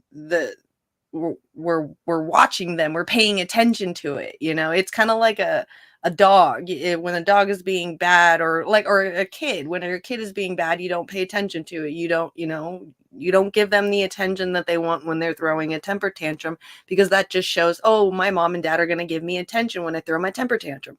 It's the same with these conservatives. We give them attention when they throw their temper tantrum, kind of like Kid Rock right now throwing his little temper tantrum at Bud Light because of Dylan Mulvaney being the new face of Bud Light and Tampax. Like, oh, well, trans people drink Bud Light too.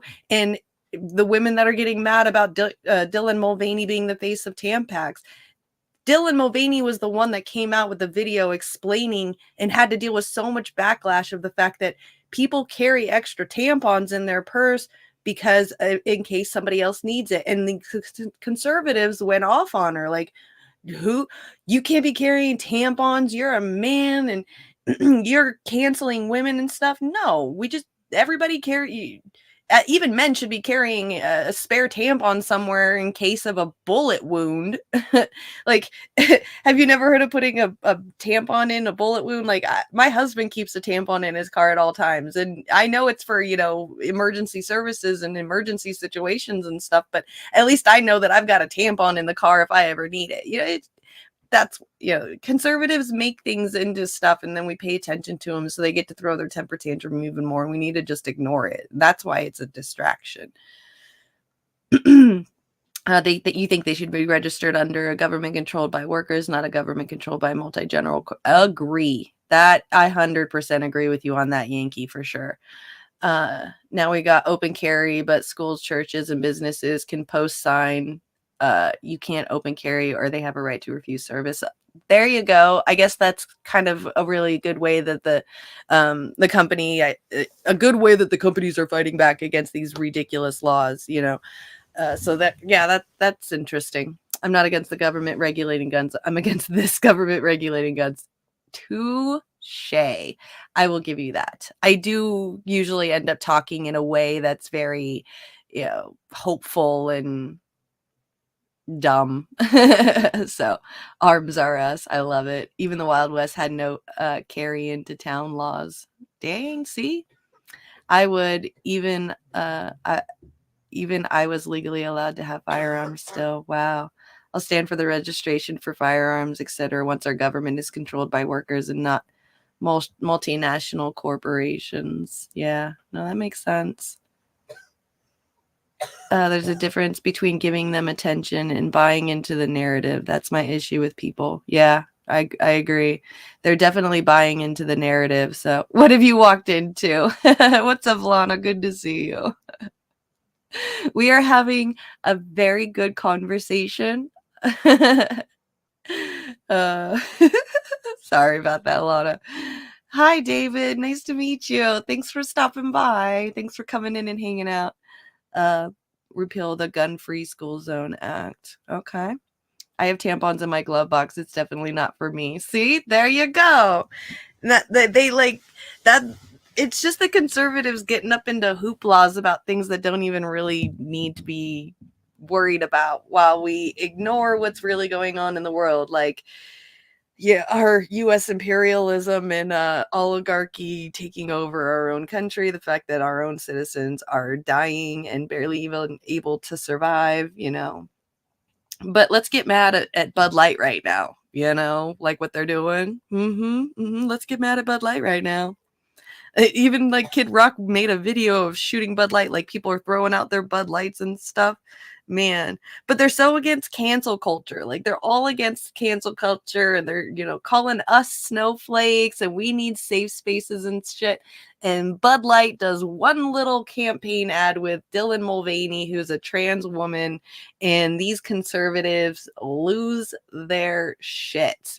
Biggest snowflakes I've ever fucking seen in my life. I swear to God, needing a safe space, going out and buying Coors Light now, not realizing that last year Coors Light put rainbows all over their cans. Like, y'all are dumb as shit. But you know what? That is their right to boycott. Absolutely their right to boycott.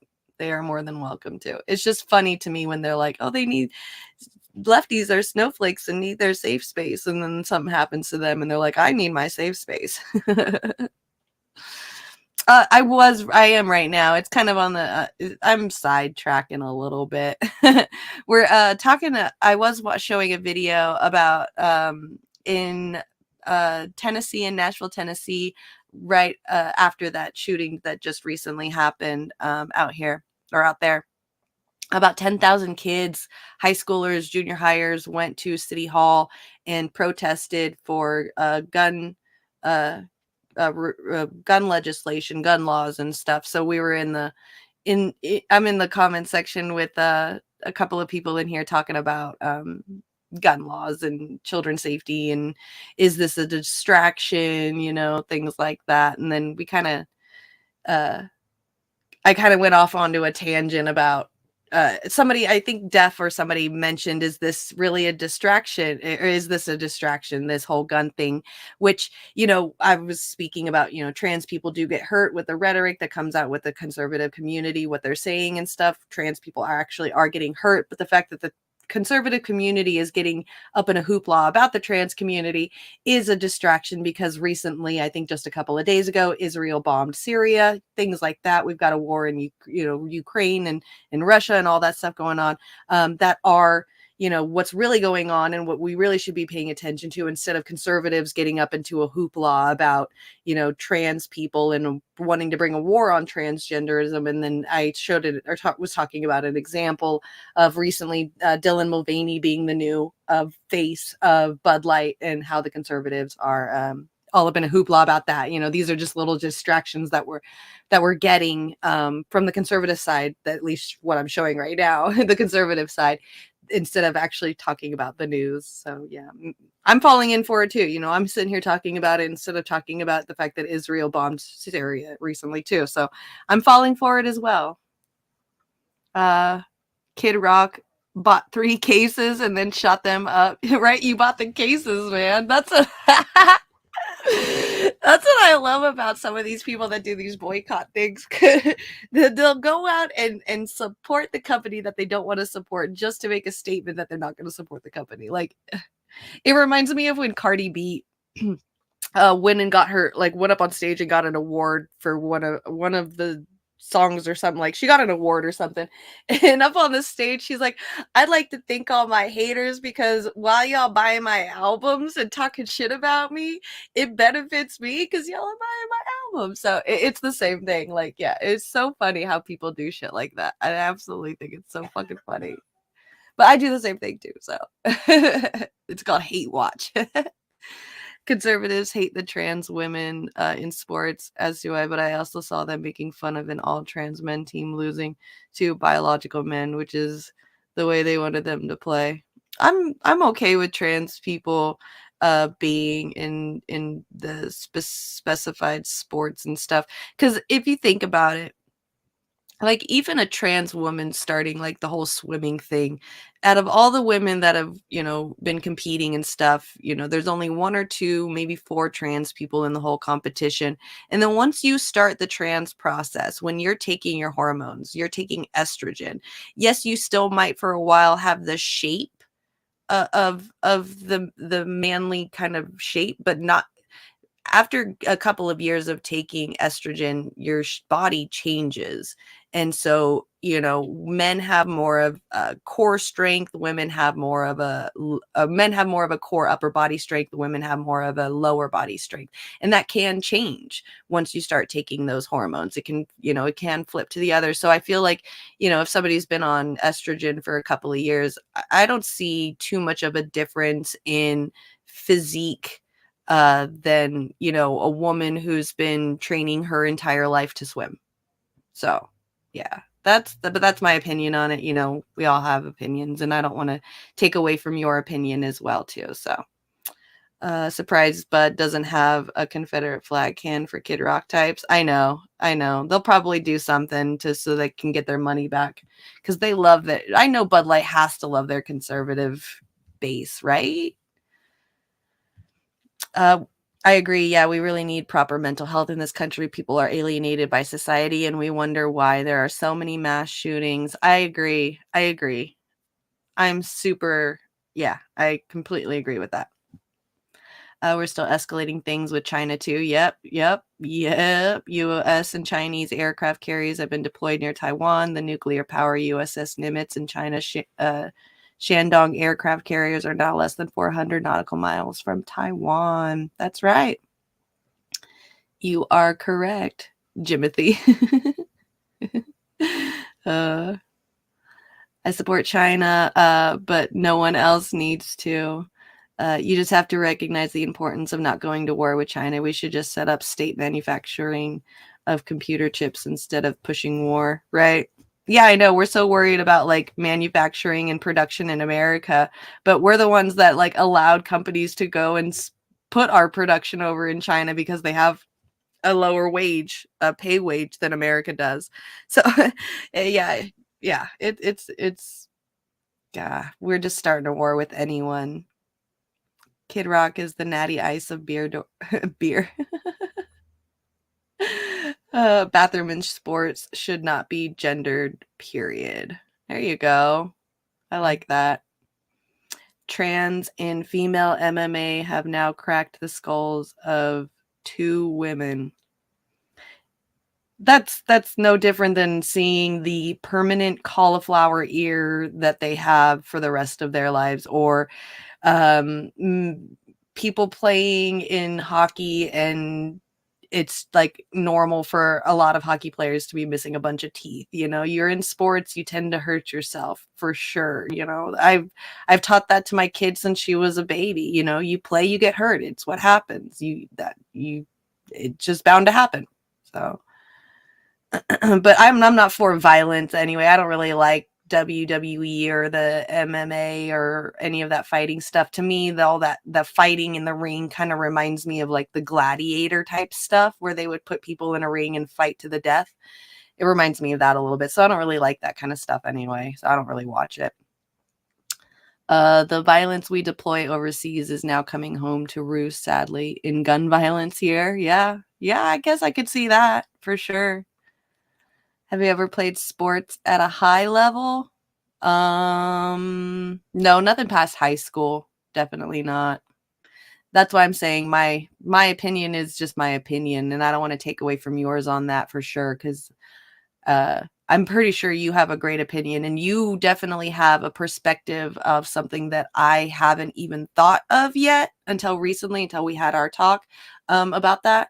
So yeah, I'm definitely up for hearing any kind of other perspective. I mean, that's the whole reason why, you know, I'm here, and not the reason why I'm doing the show, but I did, when I started the show, wanted people to know that, you know, I'm only a singular person. I can only think of so many things and perspectives. I try to look at all perspectives, but I'm definitely still only human, and want to see opinions of everybody's and not just my own. So yeah, no, definitely love you to death. I would love to have maybe even bring you on to talk about this. That would be awesome. I know you've already done stuff on Twitch before, so I know you've already been on screen and you know how it goes. So if you want to come on at some point and talk about this stuff, that would be awesome, because I love your perspective. You have such a different perspective than me. So yeah.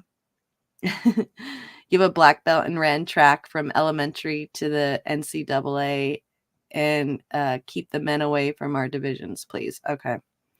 And keep them out of my locker room. I'm a survivor of 3 sexual assaults. I don't trust men in our private spaces. I understand. Yeah, no, I completely understand. If I say it started with World War II, but I agree, we have a wartime economy. Yeah, very true, which is part of fascism, by the way. Between our wartime economy and corporations merging with the state, we are already fascist. Yeah, if you think about it, look at what recently happened in Florida with Ron DeSantis and Disneyland. Okay, like, I'm not for Disneyland having so much control. Like, it's kind of funny to see DeSantis be like, haha, you know, like, haha, you get no control even though you're a politician. But then if you really think about it, it's not that funny, because he is the elected politician, whether we like him or not, of that state. And if he's not able to make laws pertaining to a town in his state because this corporation owns this town, and they're able to keep laws and make things the way that they want to because of Citizens United. That's something that we've been fighting against for at least since I've heard about it in 2015, 2016 time. So, you know, we might think that it's funny that DeSantis is being ha-ha'd about with Disneyland, but all in all, this is not a good look for America if a company can outbeat an elected politician in his own state when it comes to the laws and stuff in that area. So, and that's because of Citizens United. You know, that's something that we've got to get rid of. So, fucking nerd girls, we don't need to hear from them. Oh, God.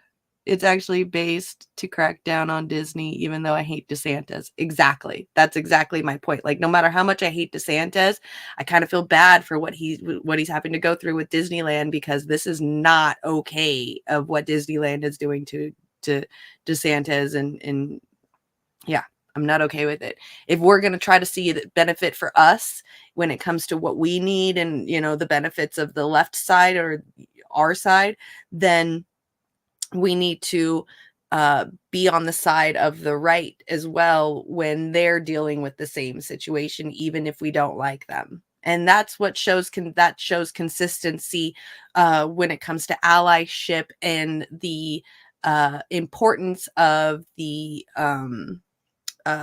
it's the issues that we're most worried about and most focused on, and not the people, you know, instead. So I like that. Yep. I'm agreeing with you, Yankee. If a person is fully transitioned, I don't care. But Heather Swanson in my locker would set off my fight or flight. Okay. That makes sense. I mean, yeah. And wait, what did he do to Disney? Let me see if I can find it, actually. So Disney, from the base of what I know of, is that Disney has like made some kind of laws in this town where it's at in Florida. And because it's also bought homes and stuff in that area. And so they made the laws, and DeSantis wanted to switch it up. And because Citizens United is there, which makes Disneyland a voter itself, they were able to pretty much tell DeSantis to screw off. We get to keep our laws. Disney and DeSantis.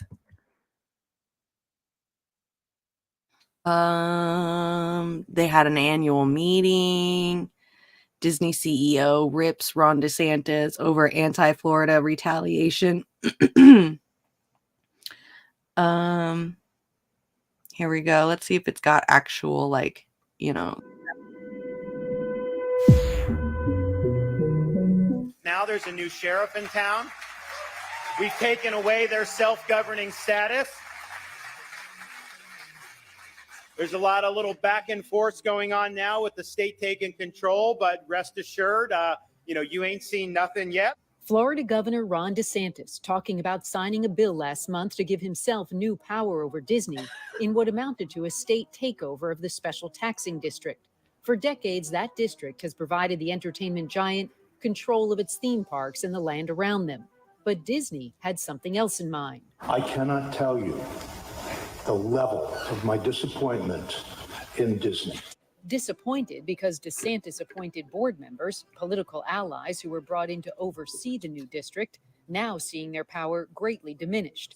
Turns out Disney quietly cut a deal with the outgoing board just days before the state's so-called hostile takeover. This development agreement essentially strips the government of the government powers and give those powers to Disney. On February 8th, as the Florida legislature met in a special session, Disney and the previous board hammered out a series of agreements to transfer nearly all of the district's powers to Disney for the next 30 years. In fact, the board can't take action in some cases without first getting approval from the company. It was done to prevent us from doing our job. And that is offensive to me. The terms spelled out in one agreement signed by the outgoing board restricts the new board from using Disney's fanciful characters until 21 years after the death of the last survivor of the descendants of King Charles III, King of England. This essentially makes Disney the government.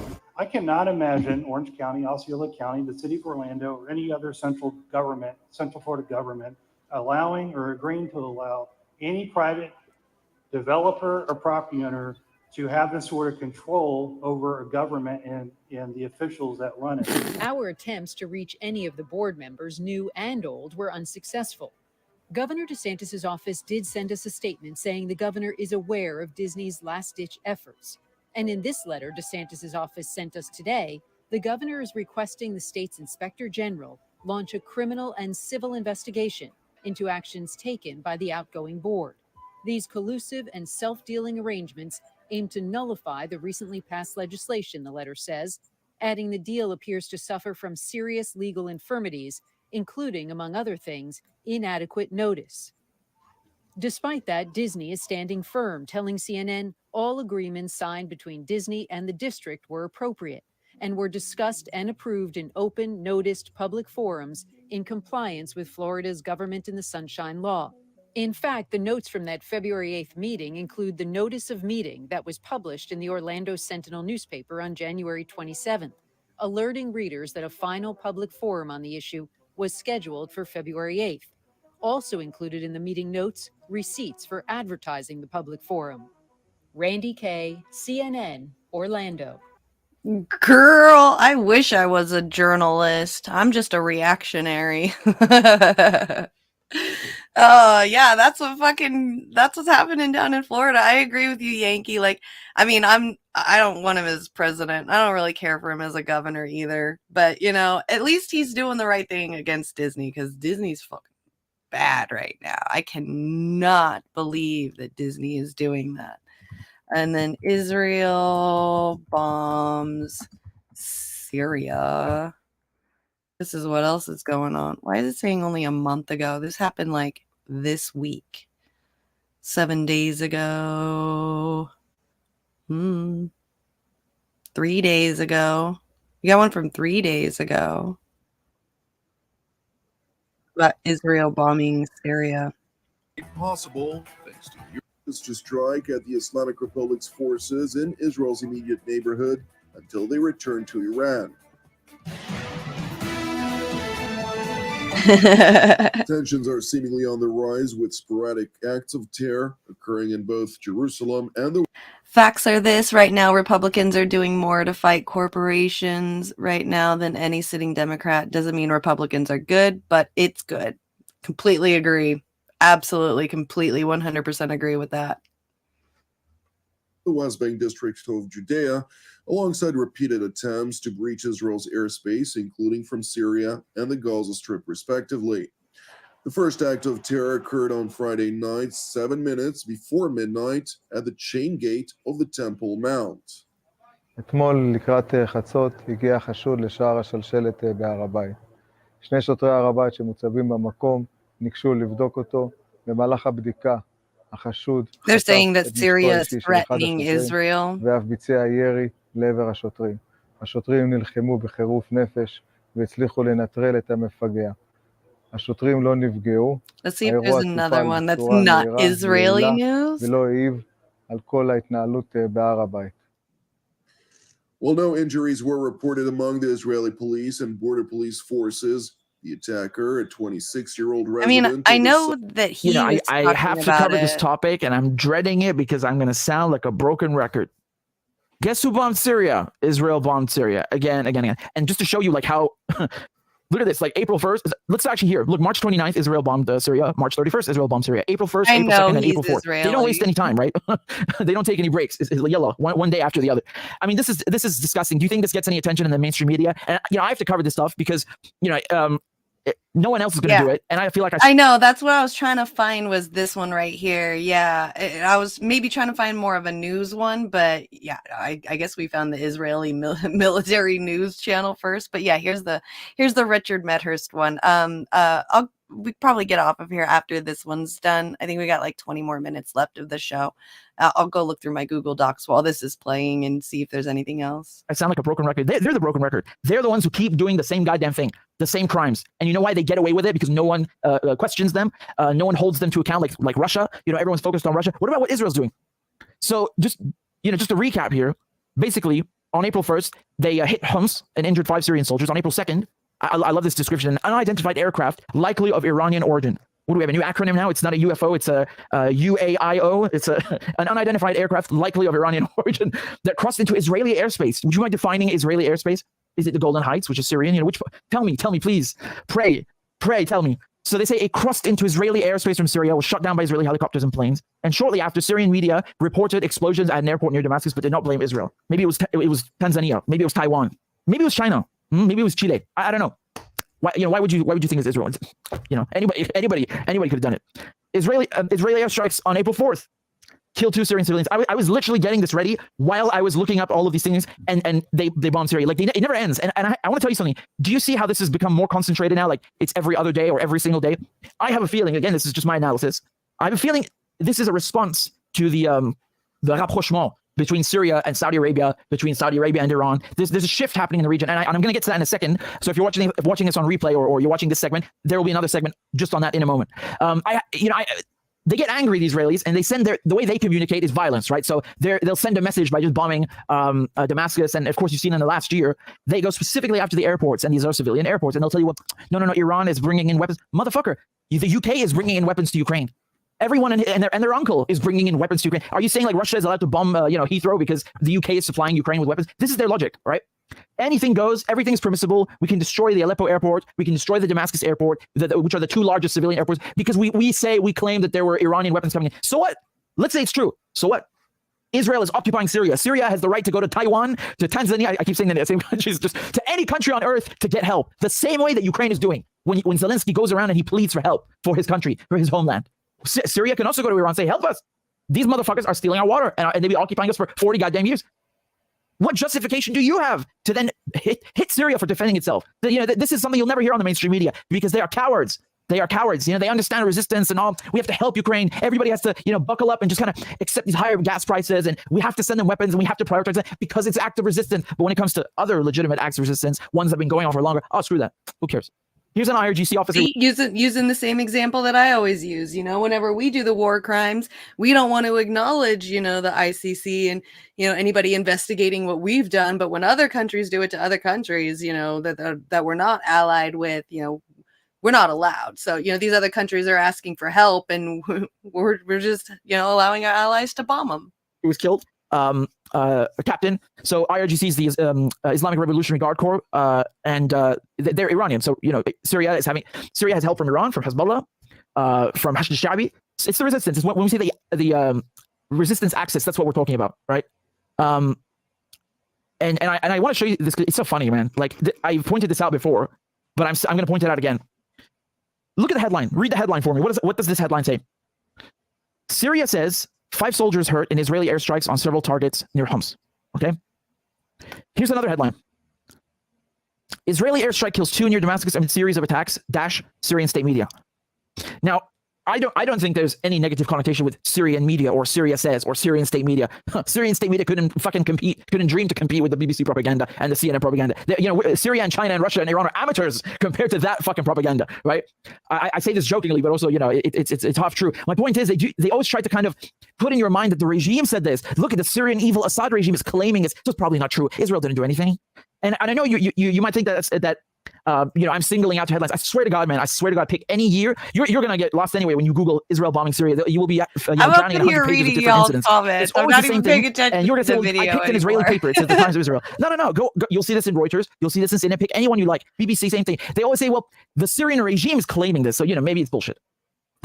Which right here is he talking about is they're calling it like Syrian state media and stuff like that, which is actually really funny too. This morning, I think that Elon Musk put NPR as like state media propaganda. So yeah, it's interesting. One more thing before we head out of here, I just want to show some really cool stuff that I have been seeing when it comes to fighting back really quick. Fuck. The French, man, the French are out of hand and I'm loving every second of it. Look at this. So apparently about 11 hours ago, they were protesting the BlackRock offices. BlackRock, the BlackRock office. Oh my God. Look at that. Right.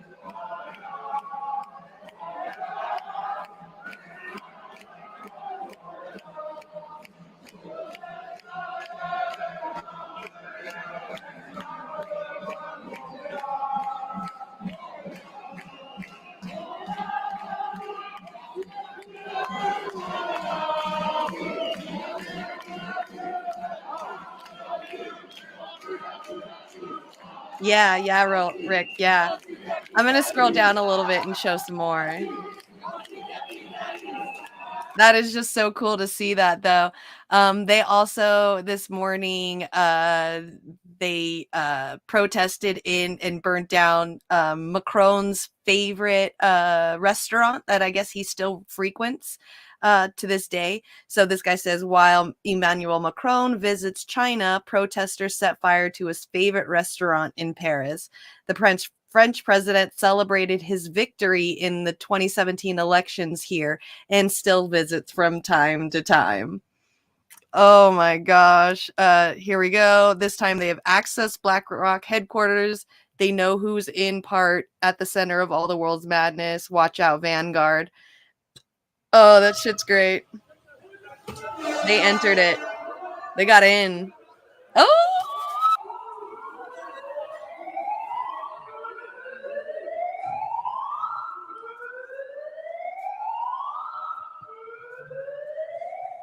They said the revolution wouldn't be televised.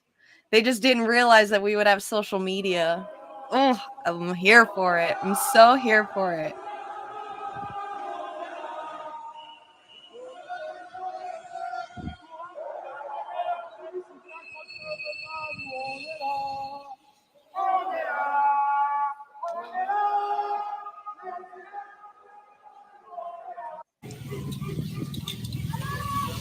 Are you serious, Ghost Start? Breaking news, Tennessee House Republicans vote to expel the first of 3 Democratic lawmakers after they participated in a gun control protest at the state capitol following the Nashville school shooting. Ugh, that's gross. It just goes to show that even though the Civil War, the North won, the North won the battle, states' rights ended up winning the war. That's just it. States' rights ended up winning. It's horrible. Down with the war machine, down with the debt collectors, vive la France. Absolutely. I know. I'm married to an Englishman, so so I get I'm French, so like my genetics, I have some French in me, and so my husband makes fun of me all the time, and you always hear like the French are lazy and all that stuff, so it's nice to see France actually being the badasses. It makes me proud of my French heritage. How much did the NRA pay them to do that? Right. Oh, Ghost Starts thing. Oh, okay. I'm like, what? Protest at BlackRock head office in Paris. Here's them right here. Inside. BlackRock. Oh, that's in the building. Oh, that's so cool.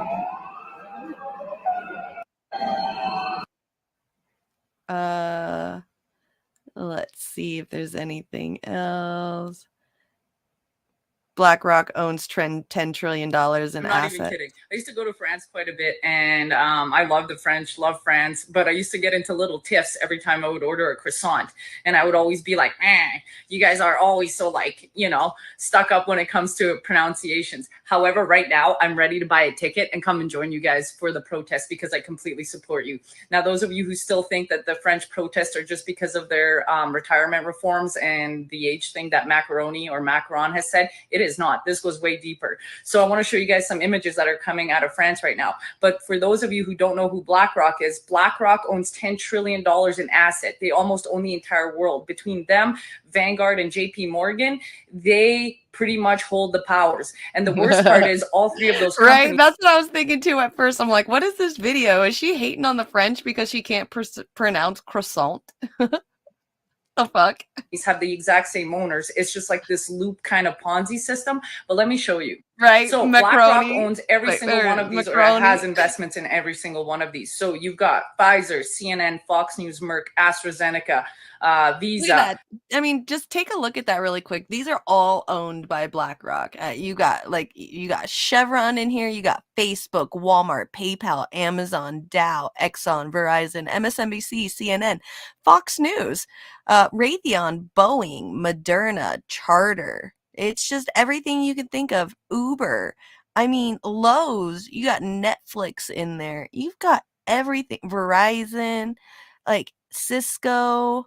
You've got things from like both sides of the coin in media to uh, Netflix stuff, to cars, to gas, to lifts, to computers, to social media sites, to phones, to the military industrial complex. Like they've got their toes. BlackRock has their toes in literally almost everything. Like even Time Warner Cable is right there down at the bottom. Home Depot. Look at the Bank of America. Jesus goddamn Christ, dude. All of them. Yeah, exactly. All of them huge corporations. Oh my gosh. You don't see White Castle in there though?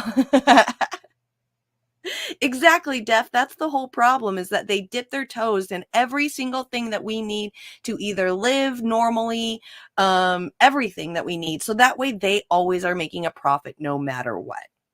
And then we wonder why our history was written by the winners. Exactly, Def. Sounds like a monopoly. Oh, look, a bunch of big pharma companies are owned by BlackRock too. Interesting, right? Yeah, exactly. How it was pushed all over the West. Yeah, exactly. Exactly. And plot twist, BlackRock owns KRTD. One day, you guys, when I become rich, just know that I sold out. All right. Chevron, Amazon, Microsoft, Fidelity, Exxon. They are also responsible, well, not responsible, but the owners of the train derailments that happened in Ohio, Palestine, Ohio. So tell me that, You're these right. Yeah, guys. Ghost there. Yeah, I just recently, I think I talked about this about a month or so ago, how BlackRock is actually already right now in talks with Zelensky to invest in Ukraine. So that means that this war is going to continue to where Ukraine is just done for. It's going to be a broken down economy, nothing left. And then all of these American companies, which BlackRock is already Larry, I forgot the guy that owns BlackRock, Larry something. He is already in talks right now, has already been in talks for the last few months with Zelensky to invest into Ukraine. So yes, Ukraine is going to turn into a Western civilization and he's going to own Ukraine. He pretty much already does own Ukraine right now as it is. So yep, you are absolutely right. Aren't a bunch of crooked a-holes. And JP Yes, Morgan, the thank you, famous Larry bank Fink. known for its Larry association with Wrinklesack. Jeffrey There you go. Epstein. No, Desert Mantis. Lana is correct. It's Larry Wrinklesack. Okay. Got to get these pronunciations right. Respect them. And also knowing what happened on the island, but they are completely denying it. And there are a bunch of lawsuits right now coming from the Virgin Islands because of them. So let me show you some of the images that are coming out of France right now, out of the headquarters of BlackRock, you absolute French beauties. I could hug and kiss every single one of you, but let me show you them storming the building.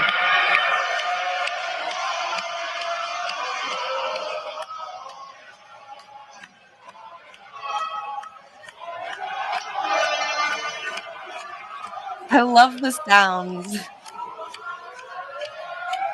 That's right, Norman. That's right.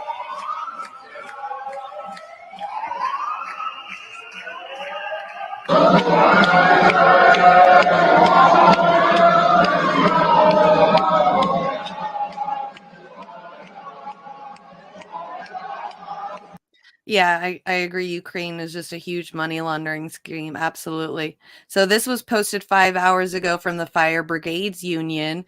Scenes of firefighter solidarity at the Arc de Triomphe in Paris today. Belgian fighters have now joined the French demonstrations defending pensions and public services. Obviously, it's a little bit more than that.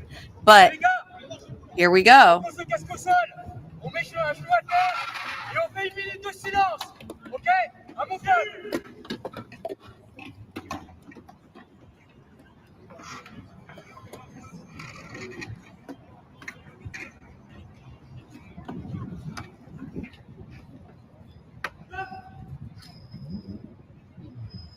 And see, that's the difference. Like, okay, yeah, Xi Jinping and Putin are not the best people. Obviously, yes, they're just as corrupt and evil as any other leader of any other country. The thing is that it's the culture, the mentality. So America, we're very capitalistic, which means profit. And the people that are out doing things in other countries are doing things for profit. So yes, when we go to other countries and we say we're bringing freedom and we're bringing democracy to these other countries, that's not what we're doing. We're trying to deplete them of their natural resources, anything that, you know, they could just deplete them of everything, monetarily, sovereign, everything like that. We want to own them. And that's the problem with the culture of capitalism. Now, like I said just a minute ago, yes, Xi Jinping and Putin are, you know, not the best people. They have their own corrupt things as well. But the culture of communism, everybody is equal. Everybody should be lifted up together at the same time. That culture of that's why, you know, that countries in Africa are so for Russia coming in and helping them, instead of America, which we already have a history in Africa anyway, so that we shouldn't be messing with them anyway. I'm pretty sure there is generations of people in Africa that fucking hate Americans. But Russia just wants to lift people up, bring them to, you know, of course there are underlying motives and things like that. Of course, they're human. They're corrupt just like everybody else. But the culture of communism is to bring everybody up equally at the same time. So yes, in that aspect, I completely agree with you on that. So, yep, you love to see it. That's right, Rick. It is very thrilling.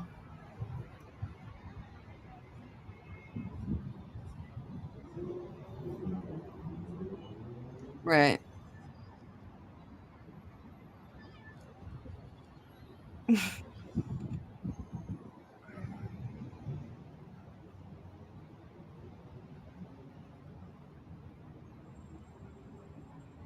Oh, thanks, Lana.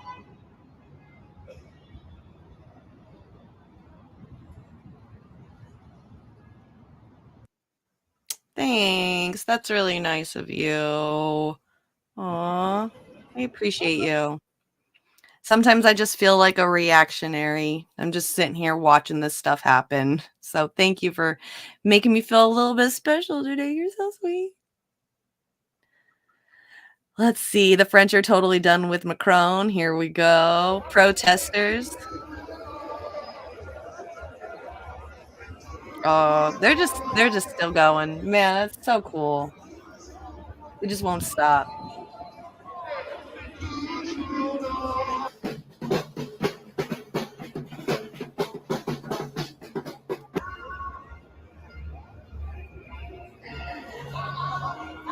Exactly, Desert.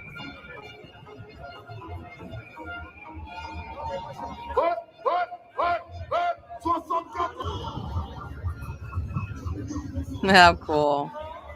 That is so awesome. I'm totally here for all of that. Man, I wish our country was as small as France was so we can really make a dent, you know? Like I was saying earlier, where there was 10,000 students in Tennessee and Nashville doing the protest against gun control. Like that's 10,000 students, kids that aren't even old enough to vote yet.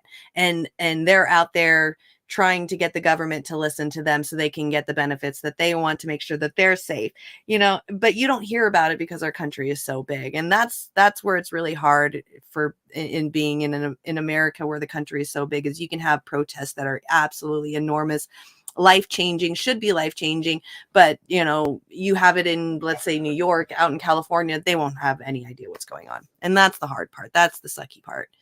I really, really wish that we were small like France so we can get things done like that. Because, yeah, I think there's a lot of us here in America that are pretty much at that point right now. But we see the size of our country and we're just like, man, it's just so big. So we consistently and constantly plant seeds in people's heads. That's all we can continue to keep doing, is planting seeds in people's heads until we can get the size of a protest big enough to where the entire country can see it and understand it and be able to fight back too, where it makes a difference, kind of like what they're doing in France. So yeah, I'm right there.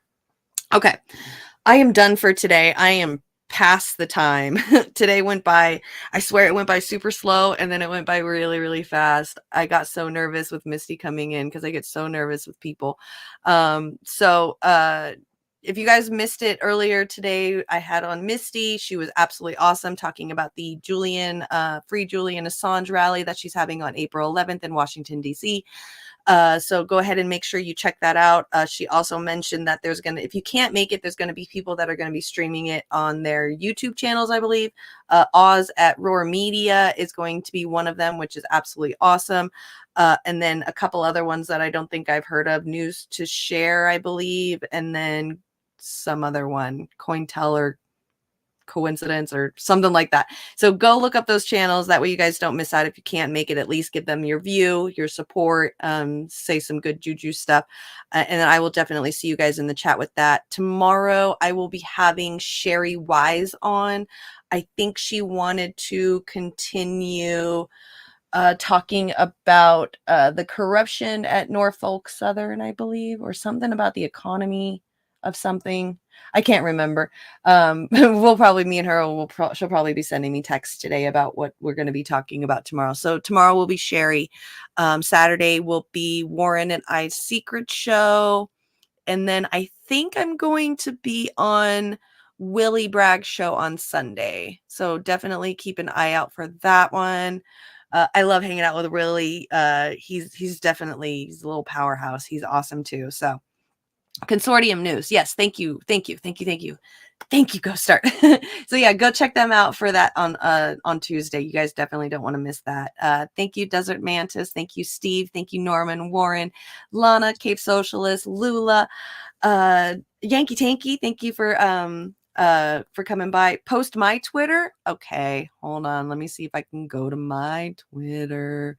Here, you guys want to check out my Twitter.